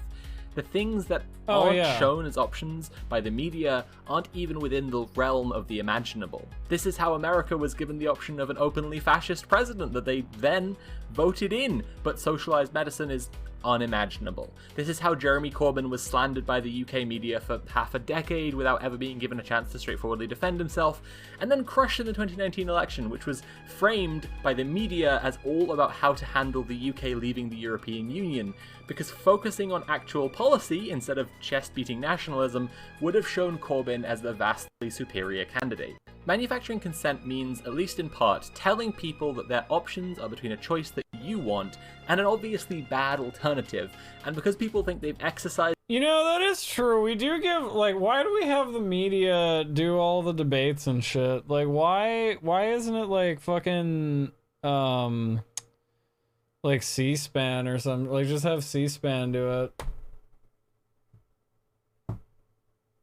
You know? I don't know. As their own agency, Anyway. and choosing between those two, they feel like they consented I'm not gonna get to into your that whole plan. thing. I don't This wanna- is why so much of the British public still thinks I Corbyn have would so have much to been say on that worse, regard, but while that's a the whole UK thing. government gives authoritarian powers to police, executes a genocide against Romani and Irish tribes, prepares to sell the NHS to private interests, and gave us the biggest coronavirus death toll in Europe and, for a time, the entire world. But hey, the Matrix trilogy isn't just about the Tories, sometimes it's about philosophy and stuff. The architect's choice presented to Neo at the midpoint of the sequels, arguably the end.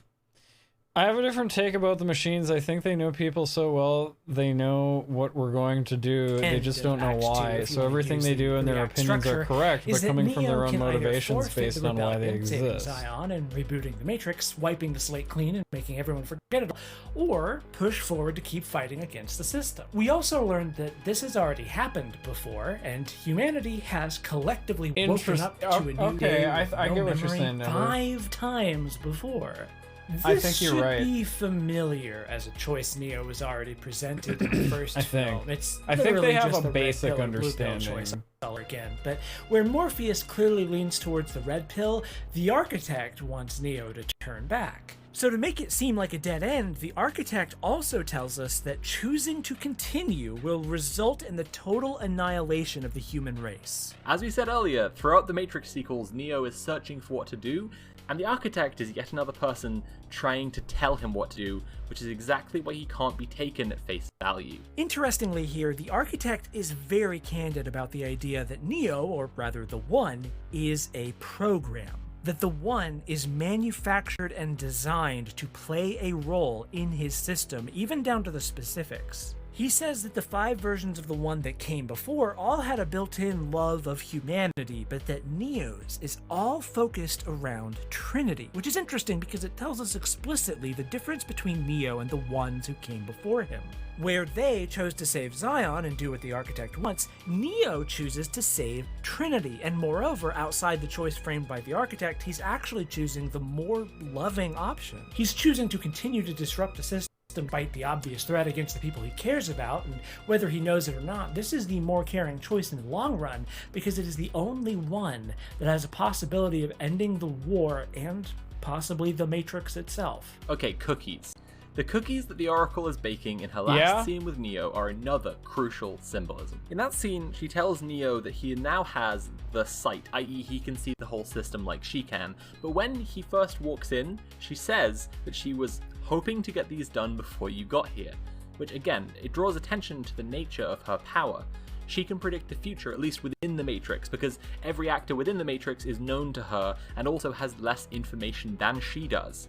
By sharing her information, she can control people, but they're all trivial to her. You can actually see something really interesting happen in her first scene with Neo if you're watching really closely.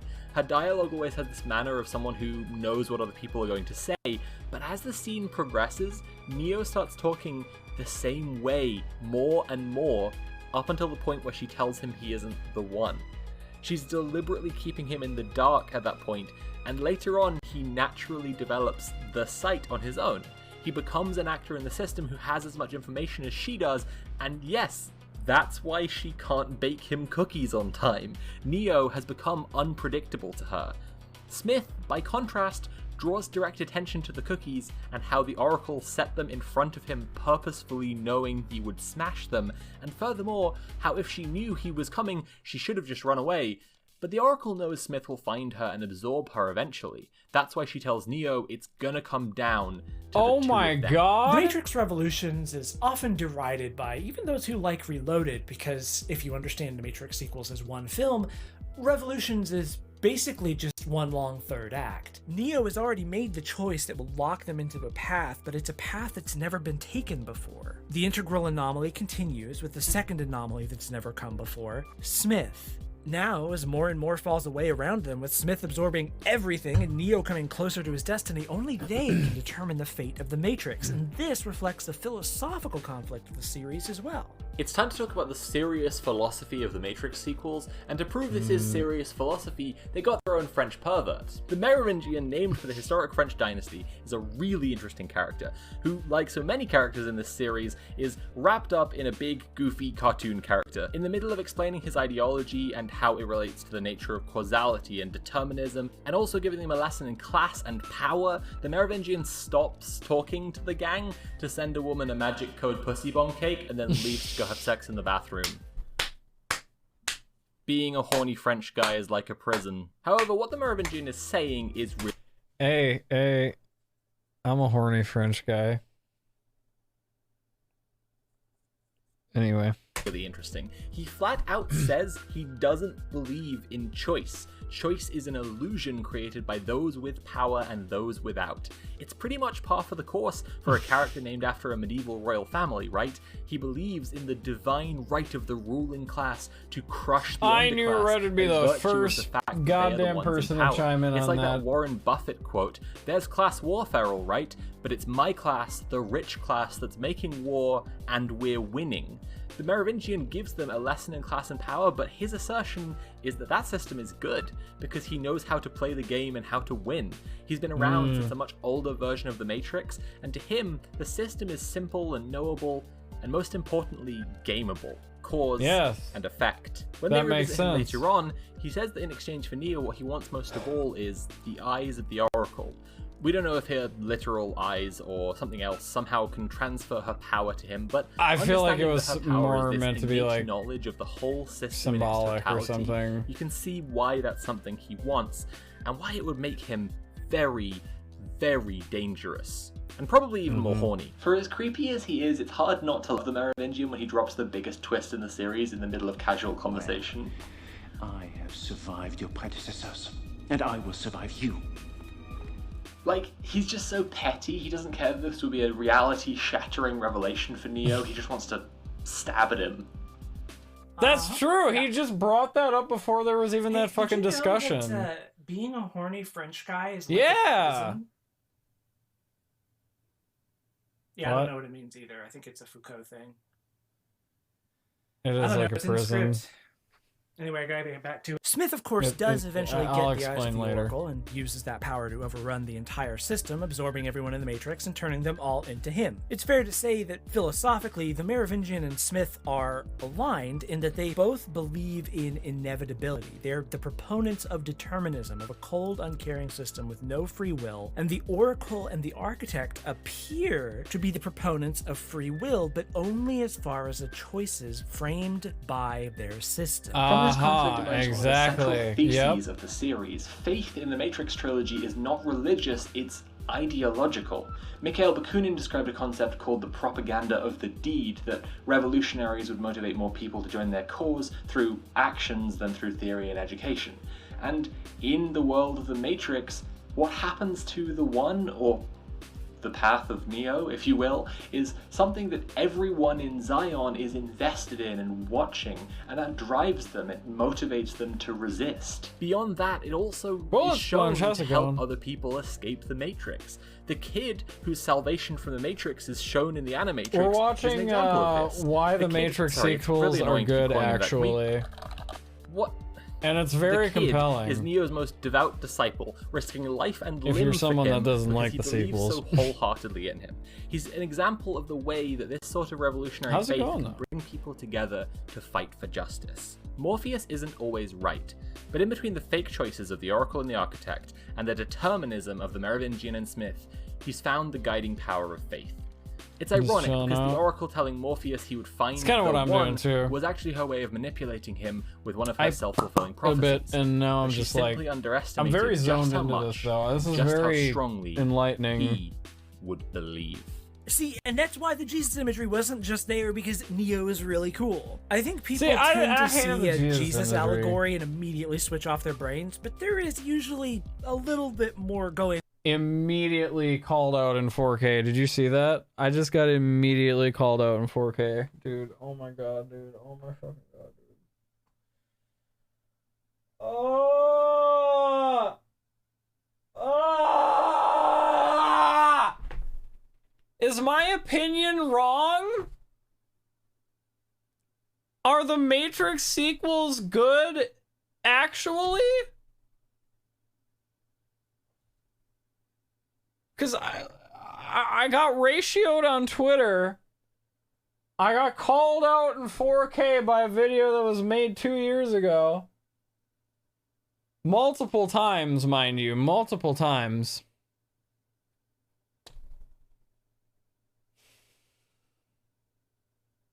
Shit, dude.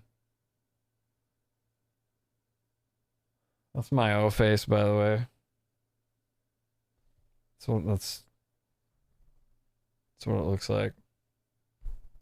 On there. It's definitely one of the places where we can play the card of the sequels are good, but I don't know, perfect. actually. But in the situation that they had created from the first film of the extremely individualistic chosen one narrative, what faith becomes in the sequels really emphasizes the sociological structure. I mean, it's Without a 2-hour Neo, video, but just the extended, brutal, futile struggle in a dead-end cave against a sentinel for every man, woman, and child. But with him, it can be won. It's still individualistic, but it makes the point that outright bloody revolution against the side that already holds all the cards will probably end very badly. Neo goes to negotiate with the machines by leveraging power against them. Only he can defeat Smith. But crucially, Neo's part in this war isn't the only part. A whole lot of the screen time of the sequels is spent building up to the battle to save Zion, and this often comes up as one of their weaker elements. Whether or not you think the actual mech battle in Zion is a bit too long, which, to be clear, Sarah, think you could... Stop calling me out! Fuck, dude! Oh my god! Okay, alright, okay. Probably trim a good 2 minutes out of the sequence, and the film... Alright, okay. See, we can come to an agreement. We can come to an understanding. Okay, see, I think... Alright, look, this is okay. Would be better for it. It's still essential for the end game to have any kind of emotional resonance at all. Because Neo, like Jesus and the Joker, lives in a society. And all the code-bending superpowers in the universe... Okay, really? To have any kind of emotional resonance at all? Because Trinity dying just didn't fucking do it for anyone? What? Okay, alright, I'll hear, you know what? Can't bring a city of corpses back from the dead. Let's While hear Neo, Morpheus, and Trinity are gallivanting around the Matrix talking to mystics, characters like the Kid, Commander Locke, Link's wife Z, and this stone cold butch are building rockets, running drills, and getting ready for a disadvantaged ground war against a legion of machines. And in the same way that Morpheus believes so hard that now he can fight an agent, so too are the residents of Zion pushed to extraordinary lengths because they believe the impossible is possible. I actually get a little bit teary-eyed at the moment when the Kid points his gun at the counterweight holding the doors to Zion closed and says, "You, I believe." Not so much because I care about the Kid as a character or even Zion as a place. What gets to me is just how much buildup goes into this moment. The sheer statistical improbability of Tank and Dozer, Z, Locke, Link, all these characters making essentially the same choice Neo made when he first fought Agent Smith in that subway. They all had so many opportunities to run away, to take the low-risk option, but no, they chose to fight, and they fought hard because they believed in something bigger than themselves. And it's because of them that Neo's bargain with the machines even means anything. I think in the obvious allegory for capitalism that The Matrix is, the ending where they create peace with the machines left some people a little thirsty for action and triumph. But the sequels go to great lengths to show us that the programs, and by extension the machines, are people too. It's the system that is bad and I want this one explained too. Because is this Neo? Or I mean, no, I know this is the Oracle, but like, no, that was the Smith that died that Neo was fighting, right? I don't know. We'll probably hear more. Anyways, besides that, it isn't actually something just I wondered capitalism. about. This is a series with very intersectional intentions, and the Animatrix shows us that the humans were really the original capitalist oppressors of the machines. I think it would be pointedly looking past a lot of the messaging to see this series by two Jewish trans women and think that it's only about class. Again, this series has very intersectional intentions, and The Matrix applies as an allegory to all of them. It's the system that has to end. Bringing this all back to The Matrix's biggest philosophical influence, Jean Baudrillard. In Simulations and Simulacra, Baudrillard writes of the abstracted artificial world of imagined communities and simulacra that we live in. If once we were able to view the Borges fable in which the cartographers of the Empire draw up a map so detailed that it ends up covering the territory exactly, today, abstraction is no longer that of the map, the double, the mirror, or the concept. Simulation is no longer that of a territory, a referential being, or a substance. It is the generation by models of a real without origin or reality, a hyper-real. The territory no longer precedes the map, nor does it survive it. It is nevertheless the map that precedes the territory. It is real and not the map, whose vestiges persist here and there in the deserts that are no longer those of the Empire, but ours, the desert of the real itself. This gives rise to one of Morpheus's most famous and important lines from the first film, of course. Welcome to the desert of the real. We're all living in the desert of the real, and only belief in an ideology, creating our own political reality, sculpting the horizons of the imaginable can help. Only revolutionary faith can guide Morpheus through the desert. So now we've talked about Trinity, and we've talked about Morpheus.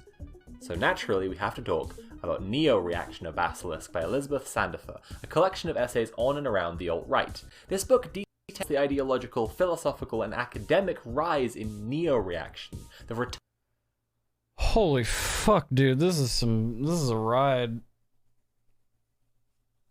Jesus Christ, but let's go. Let's fucking do it. Let's go. Twitch is the machines, the streamers are Zion, Oreo is the one. Ah, I ain't the one. Give me a break. I ain't shit. Okay. Fuck, let's keep going. Ton of reactionary politics. Does anybody want to take a break, actually? Like, do we want to do an intervention? Does anybody want to take a pee break? You actually just go take a pee break. Y'all are probably on your phones anyway. I'm gonna keep going. I'm actually gonna roll ads too, because we don't want to pre-rolls. Or actually, I don't know. Yeah, we don't want pre-rolls. Pre-rolls suck. 3-minute ad. 3-minute intermission. Fuck it. Because I care about the people who are not subbed as well. Because, oh, well, look, there, hey, ad time redeemed. There it is. There, see, now I don't feel guilty about it. You were so convinced that this was not going to be good? Oh, I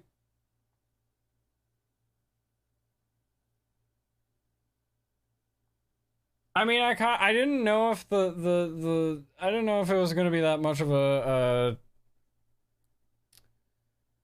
I didn't know how much of a stretch it was going to be. I didn't know how much of a reach it was going to be. Store, don't feel guilty, ad block exists. Does that actually work on Twitch though? I thought that didn't work on Twitch ads. But hey, if it works on Twitch ads, well then fuck. Should we keep going? Well, I don't know. Well, I don't know, let's go. Yeah, I think I'm using, what am I using? uBlock Origin? I don't know if that went mainstream yet, like fucking ad blocker did or whatever it was called. Fucking mainstream, man. I don't think it works on Twitch. Well, apparently, according to Store Muskies, it does. So you're wrong, Red. Idiot. Changes the resolution of your stream the second the ads are... Oh, that's actually intelligent. I like that. That's clever. Okay. Cool. Good to know. Good to know. Video ad block. I'm going to look that up. Thank you for that. But fuck you for robbing me of my 3 cents for not watching the ad. You owe me your Prime now. No, I'm kidding. After the era of neoliberal consensus politics. Where am I? And when you dig into what modern fascists believe kind of not, and where those beliefs come from, vapid like that. You find out something really interesting about the Matrix sequels. Do whatever you want. That makes them truly ahead of their time. Part 3, Agent Smith and Neo reaction. From the code of the sequels. Okay. Let's talk some more about the film they are sequels of. Okay, the this Matrix is probably going to changed explain the action thing I was movies talking so about earlier. thoroughly and completely that many of its boldest innovations have been regurgitated by popular media to the point of... And this scene has been regurgitated so much that I am of the utmost confidence that they are going to recreate it at some point, possibly even in the trailer of the new Matrix movie coming out, as well as regurgitate many other nostalgia factors. For example, the karate in the studio scene, the fight, they're probably going to do something with that.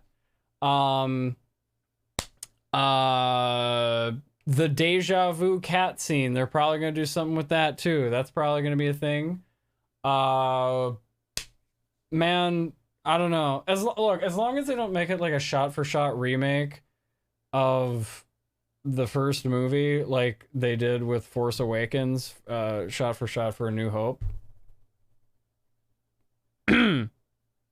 then becoming passe. You know, bullet time, symbolic Jesus God imagery, willing. Wuxia-inspired fight choreography. The Wachowskis took a mishmash of genres and synthesized them into one of the tightest action films ever made, but they didn't stop there. While its cultural influence has been largely stylistic, The Matrix owes much of its longevity to its philosophy. Yeah, this exactly. is a Star film Wars. that asks big questions about choice, free will, and destiny in a way that literally every big-budget action film since has tried and failed to emulate, because, of course, the Wachowskis have actually done the reading and aren't thoughtlessly regurgitating ideas they read about on a wiki. Because of this, I find myself completely drawn in by the drama of The Matrix every single time I watch it, and I've watched it like 20, 30 times just in the last 5 years. And yet The Matrix is flawed.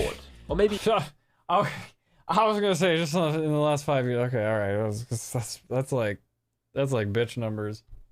But in just the last 5 years, okay. Flawed is putting it too successfully. It's less flawed and I've more probably watched it less, naively admittedly. incomplete, at least in terms of the political messaging that the Wachowskis seem to have intended.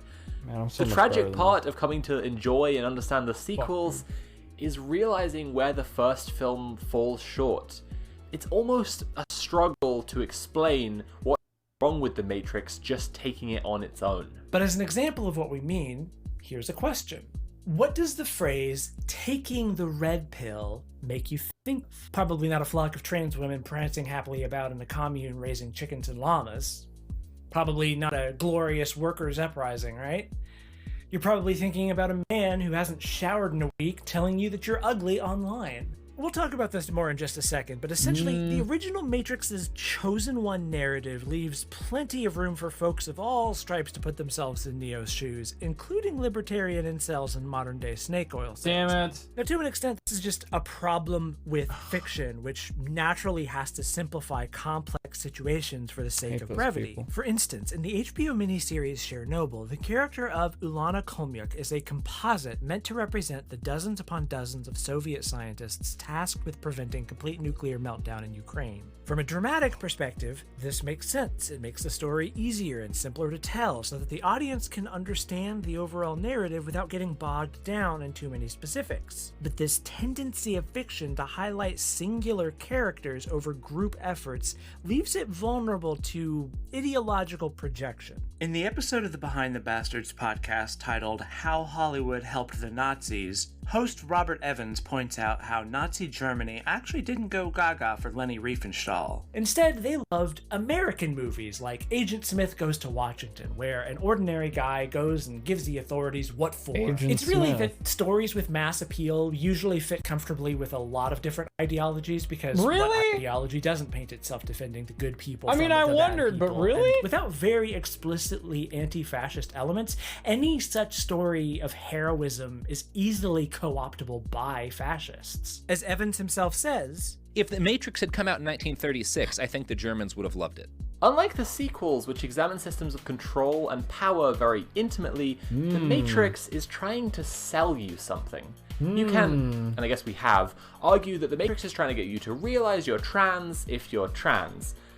But the problem is, it draws a parallel between what it's trying to do there and socio-political systemic issues.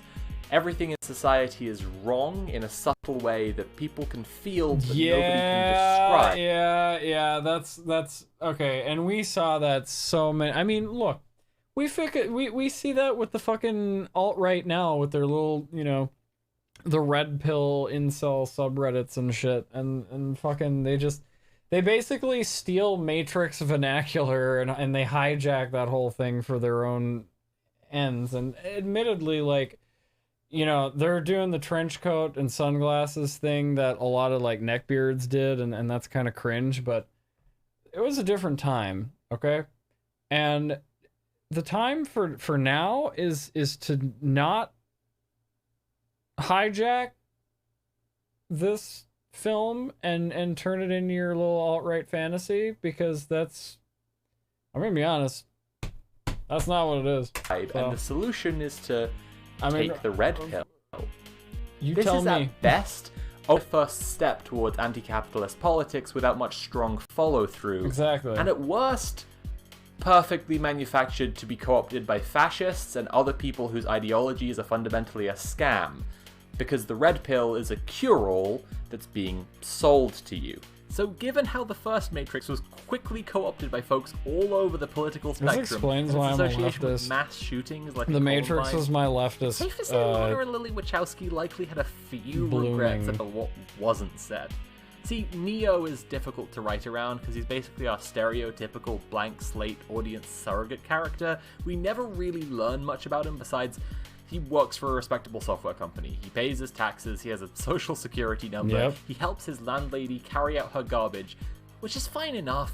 But That's even with literally all we know above-average about punk, him. rebellious, anti-authority themes in your work, fascists will still try to co-opt it because they're a fringe group too.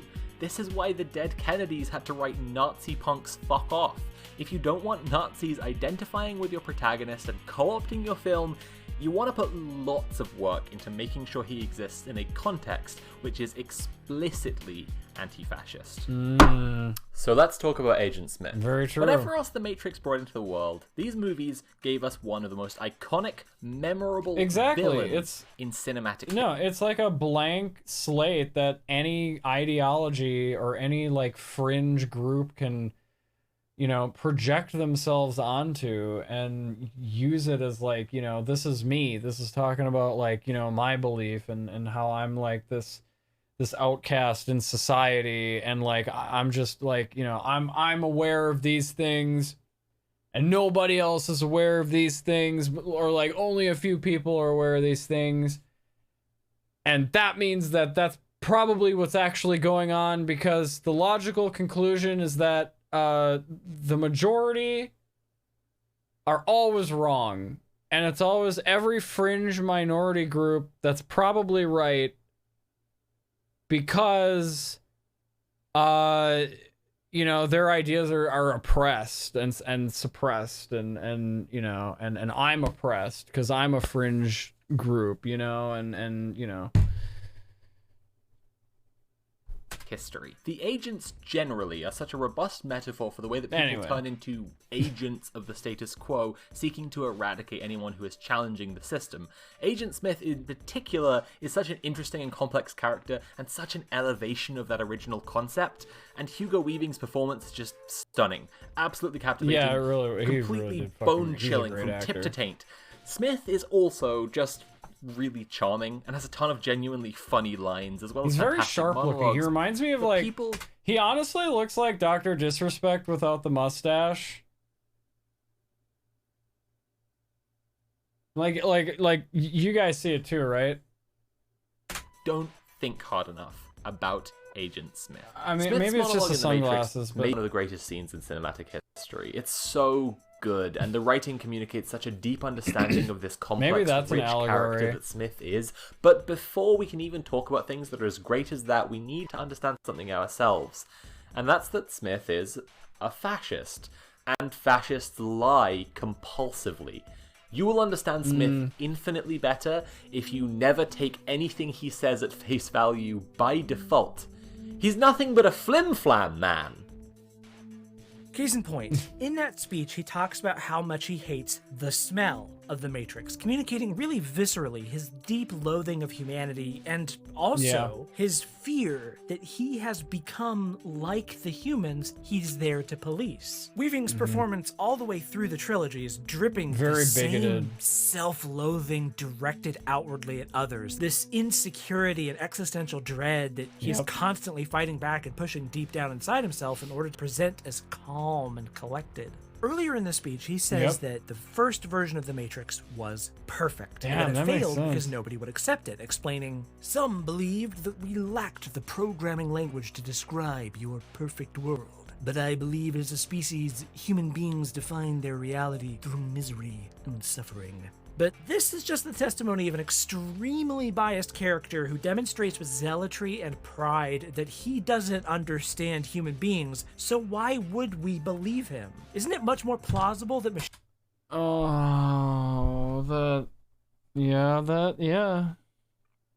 that makes sense. Machines just don't know how to make a virtual reality that humans find both perfect and believable? Altogether, this monologue shows a mind that is grappling with the way the world works and his place in it, and just can't quite resolve where he sits in it with his feelings about the way a just world would be. Something that maybe isn't apparent to everyone, which really makes the Matrix sequels great, is that Smith has a character arc where he goes on an ideological and philosophical journey, and this speech marks the start of that journey. Like the much maligned Twin Peaks Season 2, the Matrix sequels contain most of the really iconic things that people actually associate with the series. Zion, the architect, the keymaker, doors opening to different places, Neo's cool dress, and vitally, here, Smith replicating himself onto other people. It isn't until the sequels that Smith's real project starts. In The Matrix, he's just kind of a boss cop. There's clearly a little more going on with him, like when he takes his earpiece out to tell Morpheus his secret theories about humanity in the Matrix, but he's otherwise as normal as an agent can be.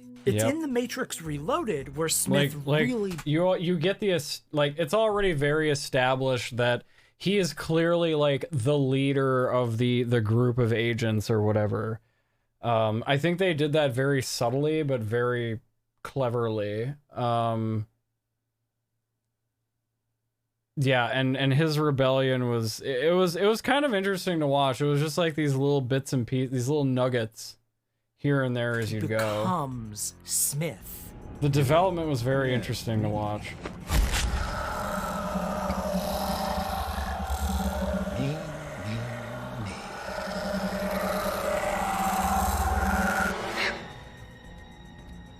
Me too.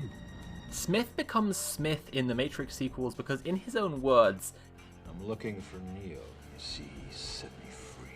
This is also significant as the first time Smith calls him Neo. At the start of the story, he comes back from the dead, and significantly, he leaves his earpiece as a message for Neo, the message being that he's now unplugged in exactly the same way that the runners have been. See, agents may be police, but in a way they're just as deluded by the system of the Matrix as everyone else, arguably even more so. Smith's had his reality shattered, and now he sees the Matrix for what it is, but crucially, compared to Neo and the others, this revelation turns Smith from a reactionary authoritarian into a full-blown fascist monster. He has, in the most commonly used modern version of the metaphor, taken the red pill. The there fact it that is. he co-opts the revolutionary language of the runners is no accident, by the way. That's what fascists do all the time. But it's bizarrely relevant that he says to thank Neo and that Neo is the cause for his freedom because of how much. This is the contrast of you know, like when you're set free, when you're misled versus when or maybe not misled, but like he took one path and Neo took another. And that's modern reactionary ideology abuses that same metaphor first shown in The Matrix. The people who use taking the red pill to mean finding out the world is really run by leftists and Jews in a plot to destroy the whites also, in a sense, owe their quote-unquote freedom to Neo, right? Exactly what I just said! Yes! Yes! Fuck! That makes At least they think they do. Exactly. This is where Neo-reaction A Basilisk comes in which Elizabeth Sandiford describes the various exploits of popular figures in the early stages of Neo-reaction online. Naturally, she has a long analysis of the red pill and the co-option of that metaphor by reactionaries in the title essay of the book. But one thing that's really interesting is that one of the reactionary philosophers she talks about believes that revolutionary struggle and progressive social movements are all part of the same elaborate system of control. Sound familiar? Mencius Moldbug, neo-reactionary blowhard and red pill philosopher, describes a system where revolution is all part of the same machine as all other systems of control, and therefore, according to Moldbug, the only way to truly rebel, to truly take down the system, is to give in to the system and conform utterly, thereby making it lose momentum and collapse on itself. Fascinatingly, as you should be aware by now, the co-option of rebellion by the people in power and the manufacturing of consent is a central theme of the Matrix sequels. But maybe even more fascinatingly, the natural conclusion everyone comes to is to rebel even harder against the system that would seek to co-opt the rebellion, not give in to it and conform. Moldbug is seeing the system for what it is and wants to make everyone conform in order to grind it to a halt, but his ideological problem actually fits so well into the terms of the Matrix sequels, we may as well explain it in those terms. He takes what the architect says at face value, and that leads him to a conclusion that is destructive to that system, but only in a way that will kill everyone else as well. Hopefully it's clear by now that the reason we're talking about Mencius Moldbug so much here is that his ideological malfunction is absolutely identical to Agent Smith's. Agent Smith took the red pill and became a fascist. Cards on the table, I think it's kind of fair that people didn't understand what these films were about in 2003 during the Bush, Blair, Clinton era of consensus politics. But in the year of our Lord current year, can you not tell me that you understand what these films are about now? After 5 years of fascists marching in the streets, telling everyone they've taken the red pill and wanting to make people just like them? Big true. Agent Smith is an absurdly perfect prediction of the exact kind of person who got all the wrong messages from the Matrix. Or maybe someone who got all the right messages, but just interpreted them bizarrely differently because of a fundamentally reactionary, authoritarian personality. Agent Smith is the reactionary Matrix fans. He's got a fascist analysis of the world based off Neo's revolutionary one, which is exactly who the modern neo-reactionaries are. More like neo-reactionaries. We kind of already did this bit. It works better now. We've explained it more.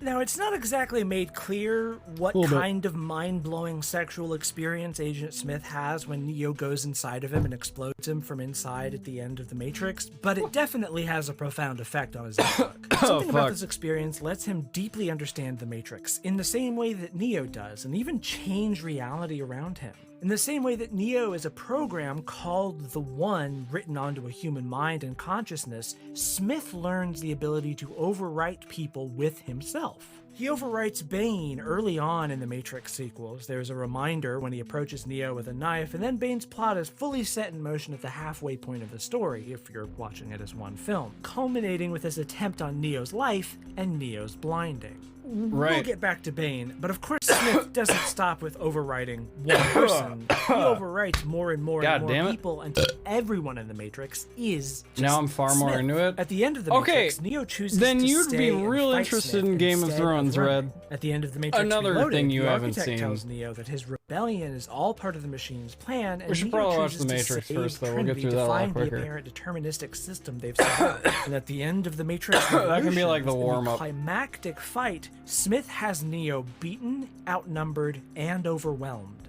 Neo is crawling through dirt and filth in the bottom of a crater, and Smith asks him why he doesn't just give up. His ending monologue here is honestly on a level with his monologue from the first film, riddled with the same kinds of projection and insecurities and panic. But even more so, Smith simultaneously realizes his greatest victory and has everything unravel right in front of his eyes. There's another great lie when he says only a human mind could invent something as insipid as love. We know this is not true because programs can love as well. To love.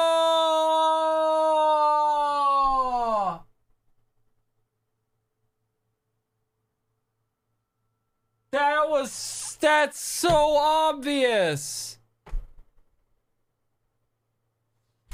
Is to live, and so love is the core of life, and Smith is antithetical to this most vital human element. But what really truly baffles him is why human beings keep fighting him, even when he has so clearly won. From Smith's point of view, in his ideology, if you were facing a more powerful opponent, you would just give up. Because in Smith's world, might has a moral claim to superiority. To Neo, though, the reason to keep fighting is simple. Because I choose to. With that line, Neo has already invalidated Smith's higher worldview, but Smith doesn't understand. He can't understand until his perfect world comes to pass. After all, no one can see past a choice they don't understand. Smith turns Neo into one of him, but all this does is show Smith that his world is sad and empty and pointless. And then the whole thing instantly falls apart because Smith's world could only ever become sterile and dark and fascist and then die. That's the end point of fascism, because fascism is a death cult. In the human life, there is choice, there is diversity, there is individuality and difference and love. In the fascist life, there is only an inevitable, inescapable terminus. That's true. One of these lives has a future, the other does not. So here's an interesting note in the character of Smith. All the things he says about human beings actually tell you an enormous thing about himself. His monologue from the first film, for example, centers around the idea that human beings are a virus, replicating and multiplying until they kill the host. But then in the Matrix sequels, that's exactly what he does, creating a dead fascist world by replicating himself to an unsustainable point. So let's look at his claim about love. It's actually established much earlier in the film when he comes to absorb the Oracle. When the Oracle asks Smith what happens to Sati, he responds, "Cookies need love, like everything does," a line that the Oracle said to Sati in the previous scene. Implying that he's the one that... This is the first indication that we get that when Smith absorbs people, they retain their memories. Yeah. Which will ultimately be his undoing, because as much as he wants to create his sterile fash world... Oh my god, yes! Yes! Yes! That makes so much sense. He can't simply overwrite people completely. Yes. What's maybe more interesting, though, is that right after this, the Oracle says, "You are a bastard." Then Smith says, "You would know, Mom." This line is...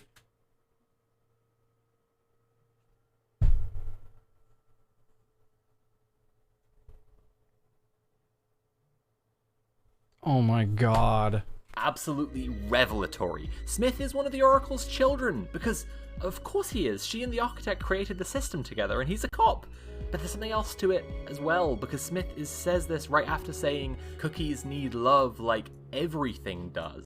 There's this tangible way in which Smith is another political actor on the level of Neo, the Oracle, the Merovingian, the architect, but he feels like he's been left behind without nourishment, which isn't true. He was literally a cop. He's very privileged, and it speaks to a...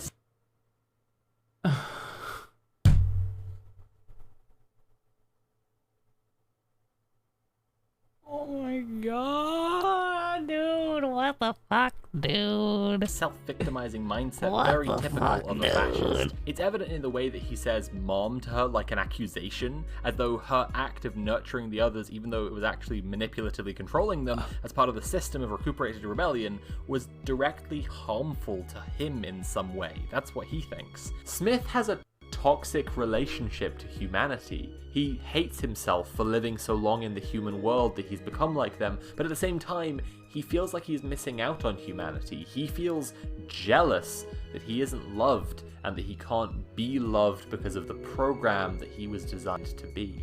But if we're talking about Smith's personality and his mirroring of Neo himself, then we have to talk about the most interesting shot in the whole trilogy. Oh no.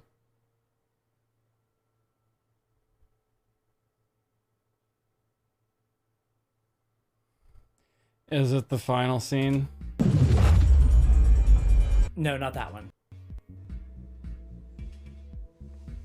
No, not that one either. Hold on, let me just... Hold on.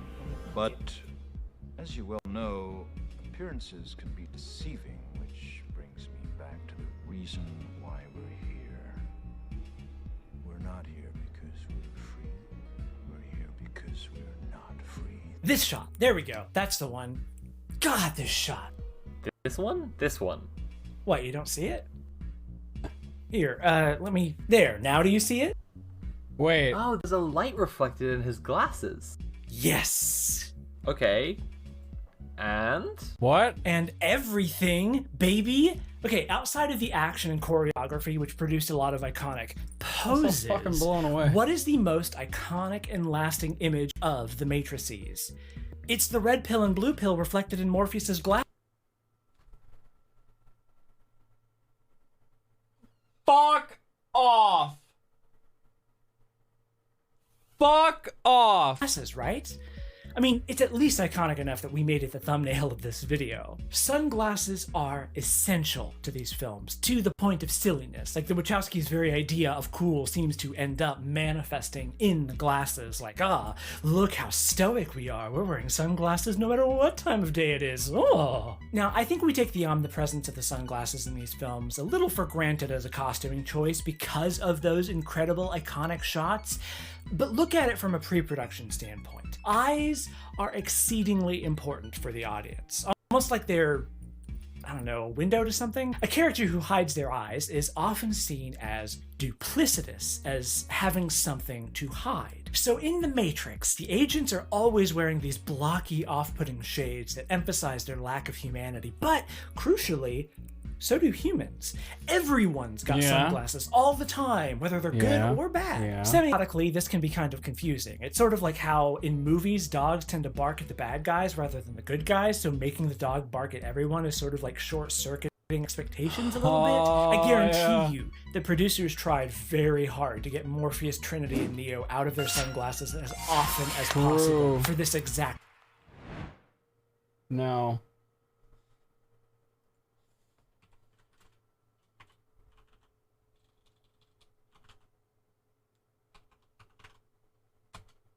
No. Reason. But more than the symbolic problem, there's also a production challenge posed by having everyone slather their face. If you know, that thing our silly mammalian brains are hardwired to stare at and study the most in fucking mirrors, because they're going to reflect the stage lights set up all over, and the instant your audience sees a light on a stand, they're going to remember they're watching a movie, and for this kind of movie, that's probably not what you want. Unless... You see, at first I looked at this shot and I thought, okay, that's a production mistake. Like, this is clearly a 1x1 silk frame with a light pushed right up against it. And we see in the reverse shots this exact corner of the set, and hey, look at that, the light isn't there. But the more I thought about it, the less I felt satisfied just writing this off as a mistake. Again, I reiterate just how many of the most lasting images of this series involve reflections in sunglasses. In many shots, they go to pains to digitally retouch their reflections in glasses to create images that aren't strictly possible practically. In other shots, like the meeting of captains at the beginning of The Matrix Reloaded, and they integrate their stage lights into the set so that the inevitable reflections are motivated. Go scene to scene when characters are inside the Matrix, and while you the doorknob! Yeah! yeah, because they couldn't get, the camera they covered with a coat because they couldn't figure out how to not get it in the reflection of the doorknob because it was such a wide, because the doorknob makes it like really wide angle. Glimpses of unmotivated reflections. They're so fast, you genuinely have to go frame by frame. No, that makes sense. This shot isn't that. This isn't a blink and you'll miss it oopsie doodle. This shot stays on screen for multiple seconds and they cut back to it multiple times. More to the point, it occurs in the first dialogue scene Neo and Agent Smith have had in the sequels. The first time they've talked since Neo got inside Smith and made him explode. And what exactly is Smith saying in this scene? But, as you well know, appearances can be deceiving, which brings me back to the reason why we're here. Okay, that is the video background music. Okay. We're not here because we're free. We're here because we're not free. He's saying there's no denying causality, no denying purpose, because they exist for a reason, which is sort of the entire theological underpinning of the sequels, the question of purpose, the question of free will. Yeah, Notably, true. when we finally do cut to Neo's reverse, there's no reflection at all in his glasses. The more you look at this scene, especially in the context of the entire trilogy, the more it actually becomes laughable that the light in Smith's glasses is just a mistake. Like, it's genuinely inconceivable to me that they didn't have the money or time to touch up Smith's glasses in this incredibly important scene, which was destined to be analyzed and picked apart by the most insufferable of cinema sin style nerds. No, this is a creative choice, and a creative choice this conspicuous has to mean something, right? Well, there's an interesting sort of subplot in the sequels about Neo gaining the sight, as the Oracle so helpfully puts it. We see a couple of shots of the power lines leading to the Machine City and Neo's dreams, but largely this sight is left undefined. Or is it? Hear me out here. At the start of Revolutions, we're introduced to the Train Man, and he's explained pretty simply. He works for the Merovingian, he's a program who knows a thing or two about trains, and he's extremely touchy about who he lets get close to him. Now, this exposition is delivered by the Oracle to Morpheus and Trinity, but in the very next scene, almost the exact same exposition is delivered by Rama to Neo, but Neo's reaction isn't, wow, that's new information to me. No, his reaction is, how did I know you were going to say that? Now, this is played like a funny, haha, gosh, why can't things just work out for me for once sort of quip, but what if it's more than that? What if the sight that the Oracle says Neo now possesses isn't strictly the ability to see the future, but the ability to see the boundaries of the diegesis itself, to look at and then through the fourth wall and realize that he and everything he knows is just a movie? And when you start following this thread, you notice all sorts of moments that suddenly seem a whole lot more profound. Like when Smith takes over Bane's body in the Matrix, Neo then wakes up in a cold sweat, or... well, actually, it's a lot of waking up in a cold sweat moments, now that I think about it. But there's another seemingly throwaway moment earlier in the sequels as our crew is about to depart from Zion when the kid shows up to pass along to Neo a gift from one of the orphans. Okay. A big metal spoon wrapped in burlap. Now, on the surface, this is obviously just a reference to the There Is No Spoon kid from the first film. Right. But it's also so much more. See, the whole point of There Is No Spoon is to get Neo to realize that nothing inside the Matrix is real, and that understanding this philosophically is the first step to being able to manipulate the code of the Matrix on a subconscious level. It's basically another way of saying, do you think that's air you're breathing now? Calling back to that moment here in the real world at the start of the sequels is one of many ways the Wachowskis signpost their ideological goals with these films, saying essentially, okay, there was no spoon in the first film because we never saw Zion or how people live their day-to-day lives, but now Zion is real. Now there is a spoon, which means Neo's actions are rooted in a material reality that he has to grapple with, which means he needs to rely on other people to help him accomplish his goals within that reality, which means we as the audience can't pretend that one guy will come along and save all of us. But if we take another step back and look at this scene again, we realize that there still is no spoon, like Rene Magritte's treachery. This is absolutely fucking wonderful. Hang on.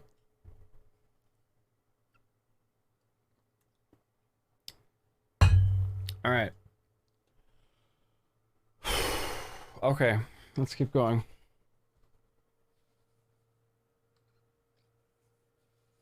Let's keep going. Oh. Of images, the material spoon is no more tangible to us than the digital spoon we saw in the original film.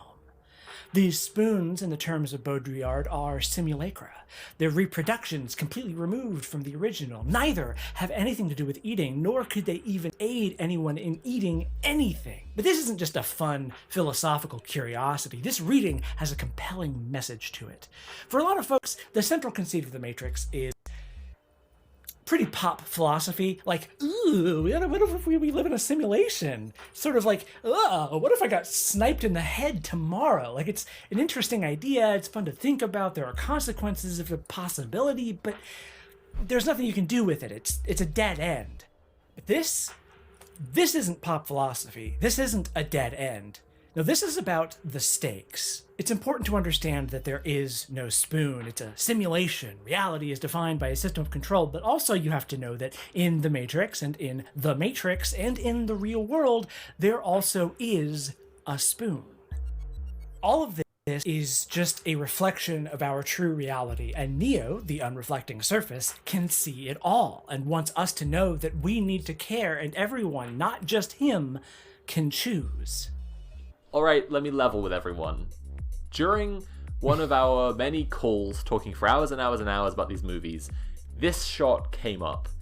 And Sarah said a lot of what she just said now, and I wasn't convinced. I didn't buy into the significance of the shot, the reflections, the dialogue about purpose and freedom, the line leading into it, appearances can be deceiving. I didn't even buy into the idea it might be deliberate. It seems like a mistake. I said I can believe it's a deliberate mistake, so to speak. Maybe you can imagine one of the Wachowskis in the editing room, she's leaning over the shoulder of the editor being like, wait, no, leave it in. But I'm not sure it's as meaningful as all this. But then I realized that Bane, or Smith as Bane, Smith Bane, says the same line to Neo when he reveals who he is. Yes. Appearances can be deceiving, which is the perfect payoff to everything this plot has been building to. If you've been watching the sequels as one movie, Smith Bane isn't just telling Neo who he is, though, and that shot from before isn't just winking at the idea that maybe Neo knows they're in a movie. This is something else. Kind of this strange is really with the host. Thank you so much. The Wachowskis are pleading. Welcome, everybody. For those of you coming on in, we're watching a very long synopsis as to why the Matrix sequels are good, actually, and it's very compelling, and it's honestly, my mind's getting fucking blown, honestly, and I definitely have a newfound appreciation for these movies, and I'm definitely gonna go back and watch this trilogy again with everything I've picked up from this video in mind, and it's a very good video. It's very, very well done. But yeah, that's basically what's going on right now. So guys, if you want to hang out, if you guys want to keep watching this, we're going to keep watching this. We got like 10 minutes of the video to go. So that means we probably got about like an hour stream to go until we finish the video. So, hey, let's just keep on going right into it. Chris! How's it going? Dude. Conspiracy theory, the Matrix was invented to give philosophy majors something to write their papers about for every assignment. Or every argument. I mean, it's a great fucking source for papers, you know? You to understand, appearances can be deceiving. They know this is just a movie and Smith is just an absurd, over-the-top, cartoonish villain in this movie. But they also know that he can and he will exist in the real world, and they want you to be able to spot him when he does, because when he does, he won't look like Agent Smith.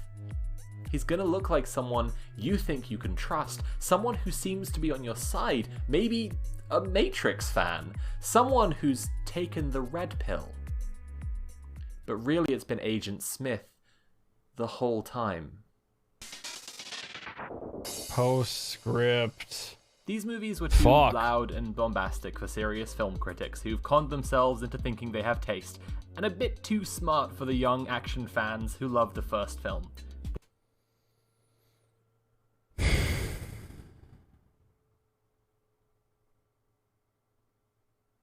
Fine. They were released 6 months apart when they should have been seen as one film every time and always, because otherwise you've got one whole movie of setup and one... You know, that's probably how they actually wanted to present it, but the production company or whoever the fuck they went with was like, no. You're gonna make a lot more money if you take this movie here, you cut it in half, and you do the one movie over here, okay? And you do the one movie over here, okay? You space it out 6 months, you get people uninterested, and then you get they interested again when the third movie comes out, and you make a lot of money. You make a lot of money. Whole movie of payoff. And one of those is better, but neither of them is good. But as one story, the Matrix sequels are good. Tried to see his new on-demand transit service. Nice, how'd you like it? That love to you today. And for some of you, hopefully you can even go back with a better understanding and have a more fun time. You might not know it from the length of this video, but there's actually quite a lot of Matrices related stuff that we didn't even mention. For instance, did you know that in the Matrix Online, Morpheus got gunned down in an alley by a cyber ghost who could fit inside a tiny air duct, and that this might actually be the reason that Lawrence Fishburne didn't return in The Matrix 4? Wait, what? Well, over on my channel, Let's Talk About Stuff, I'm going to be releasing my own video. No, that's not canon. As part of my ongoing series about the films of the Wachowski sisters, where I'll be discussing the movies, the games, the comics, the animations, and more. And who knows? Maybe Sylph will show up to play a supporting role. I mean, I know they will because I've already asked them and we've talked. So now, to round out the video, here are some predictions for what could be in Matrix 4, which at the time of writing is rumored to have the subtitle Resurrections. Okay. I gotta take my vitamins. Alright, let's go. Let's hear it. What we got? Based on what we've discussed. If none of these are right, we're not going to lose any sleep over it. It's not that serious an exercise. But if any of them are, it's because we're geniuses who deserve endless praise and recognition. Patreon.com. Okay, no. More seriously, this is just here to leave you with some more things. Look, they're fucking putting this out. So that way when Matrix 4 comes out, they're going to be like, yo, we were right. To think about, and they probably based are going on to the be. themes we've been talking about. Just throwing this prediction out there. The Matrix movies exist in the world of the Matrix Resurrections, and that's because our real world is in the Matrix, which would vindicate the reading that Neo knows he's in a movie, and would also allow for a lot of interesting messing with the diegesis, as well as potential retconning. The sequels are in some ways more high-minded than the original, but they also have this really distinctive perspective change. It's the same perspective that happens during the first film. See, in the first act of The Matrix, you meet a lot of characters, even if they're unnamed and inconsequential, but after Neo takes the red pill, the only people that matter are the unplugged, because as Morpheus explains explicitly, anyone who they haven't unplugged could become an agent. The Matrix sequels tried to get people to care about Zion instead, which for a lot of people didn't land, because it's alien and difficult to imagine as a setting that we aren't as familiar with as, you know, the real world modern day we live in. If Matrix 4 establishes that our real world is in the Matrix, it would give the metaphor of the Matrix a lot of new lifeblood, and it would, by contrast, give us a lot more reason to care about the people who are still plugged into the Matrix, which has a lot of knock-on implications and potential for the story. Now, The Matrix 4 is set to come out in December of 2021, and it's probably going to be like April 2022.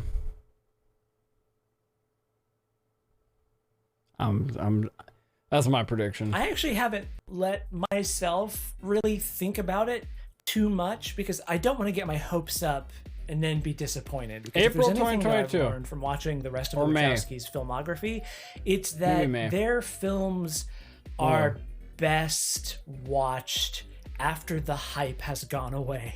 Like, they make movies that deserve to be seen on their own terms. And if there's anything that I can predict for sure, it's that they're going to do stuff that I wouldn't expect.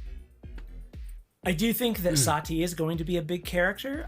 She is set up actually in Enter the Matrix in the Oracle's conversation with Ghost, who is a playable character. Wait. Is Enter the Matrix actually canon? I'm going to look this up really quick. Hold on.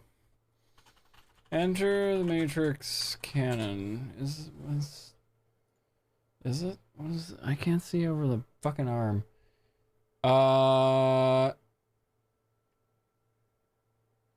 With additional short animated films, Matrix Online. It is canon. What?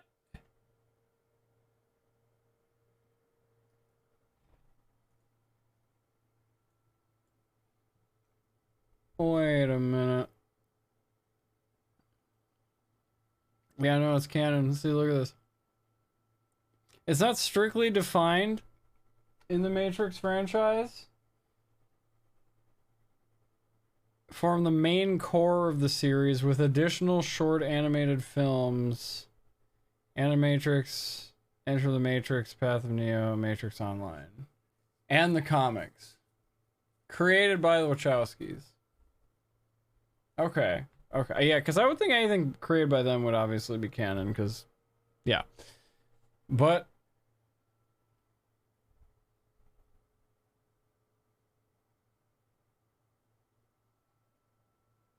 no shit. It is. It is fucking canon. They wrote Enter the Matrix, which takes place before and during the events of the Matrix Reload, which allows player... oh, yeah, I remember hearing about this side thing or whatever. Yeah.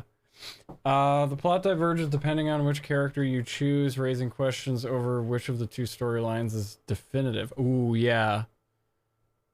That's a good question. Yeah, oh, yeah, I remember that.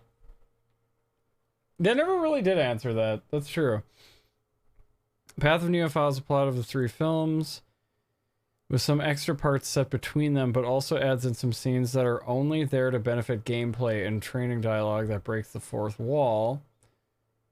The final boss ending of the game is very different to that of the Matrix Revolutions, which the Wachowskis explain in a short speech before the action takes place.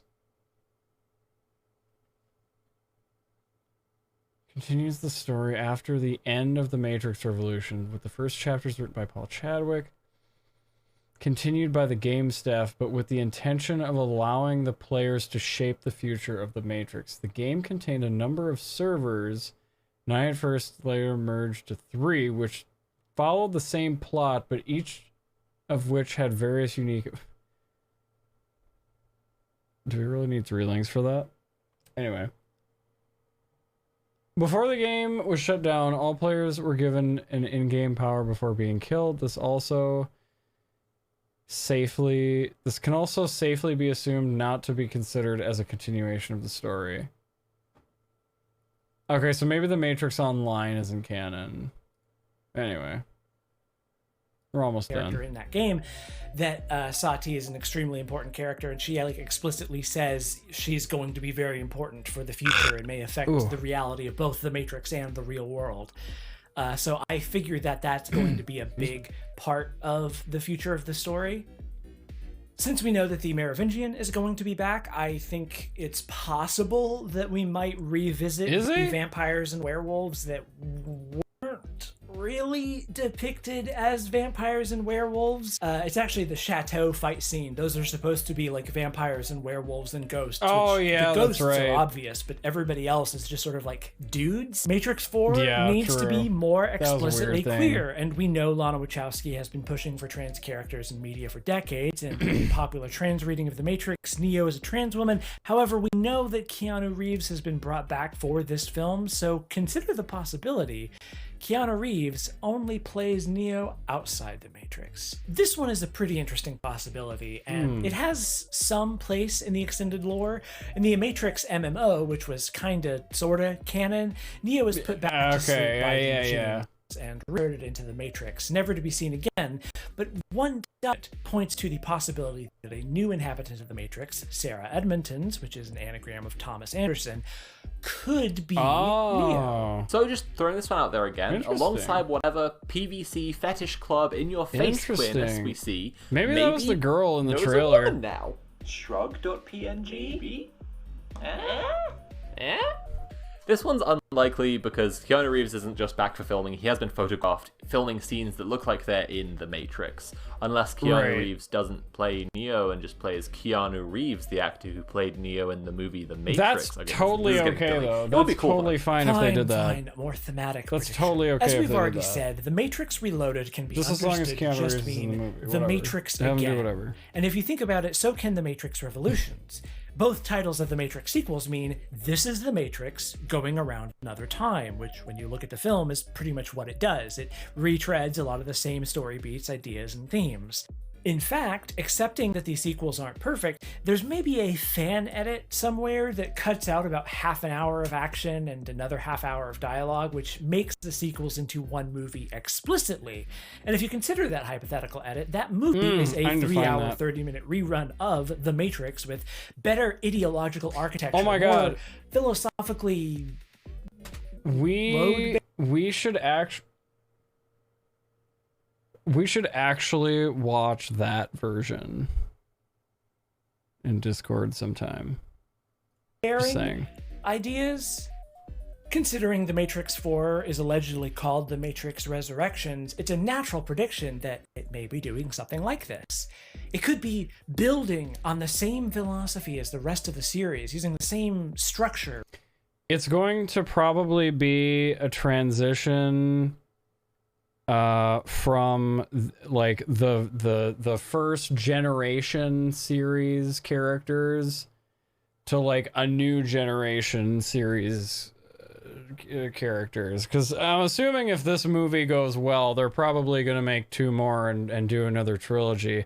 We're looking at another Star Wars situation all over again. However, as long as the Wachowskis hold creative power, you know, I think that should shape up to be quite interesting. I think. I don't know. I don't know. We'll see. The same themes. We'll see, Store. I don't know. But with more modern decorations. I think they would try to stay very true to the better what they're going for, though. Walls.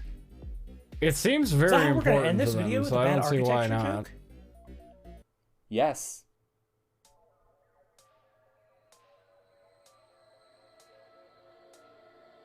I'd like to thank Molly Noyes, who made the incredible music for this video, as well as all my videos. Sarah, of course, my co-writer and co-presenter on the show, all the people whose voices you heard, and my patrons for making this all possible. If you want to check out Sarah's channel, it's called Let's Talk About Stuff, and her Patreon is patreon.com/LTAS. To support this channel, go to patreon.com/CurioVids. For $2, or more than $2, you can see all my videos early, and later this year, $2 plus patrons will get some early peeks at podcast and game content too. To the Wachowski sisters, thank you for making these movies that I love, and being fabulously, unapologetically transgender. You're an inspiration. Hell yeah. Hell yeah.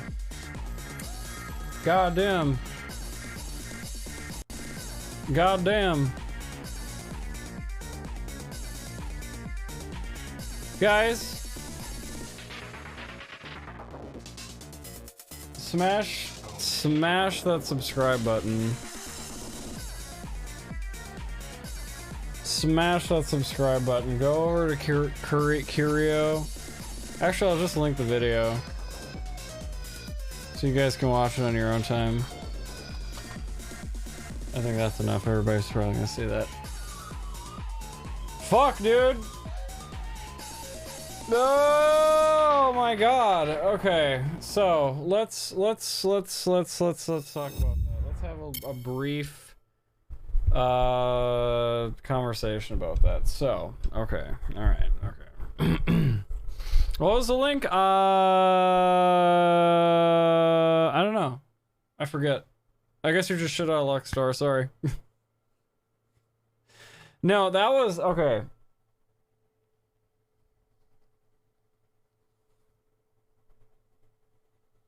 I thought it was all going to be a reach. It wasn't a reach. It actually all made a lot of sense, and it was all even explained by the Wachowski sisters themselves. Have you been watching the Steven the Seagull stuff on YouTube? No, I have not.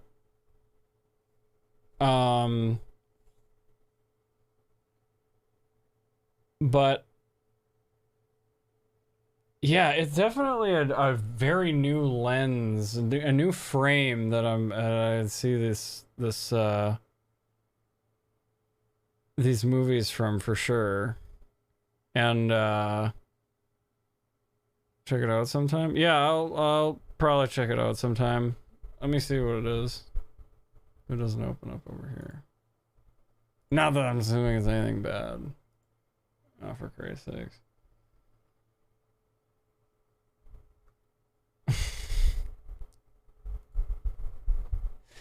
Okay, anyway, so yeah, I mean, a lot of that made sense. It really did, and it really made me think about the Matrix in a very different light. I'll have to think about it. I'm not ready to give an answer yet. I think I'm gonna rewatch the movies. I need to rewatch the movies again, and I think going into it with that new lens, we'll see what happens. It'll be interesting. But it was very insightful. I agree with a lot of it. I mean, it made sense. All the arguments were very well supported. It was a very, very well made video. Very well made.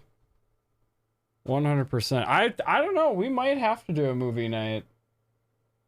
We could do a movie night.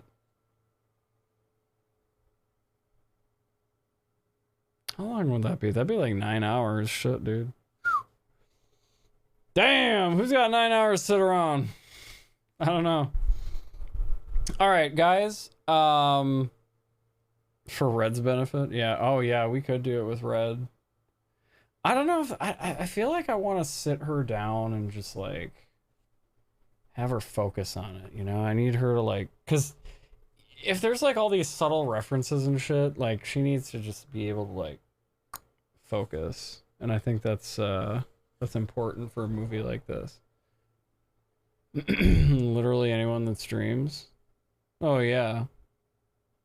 So all right, it's all right. It's kind of about that time anyway. I think we ended off on a good. I'm surprised we actually got through the whole video. I honestly thought I was gonna talk over it the whole time and just like we'd only get through like a half hour.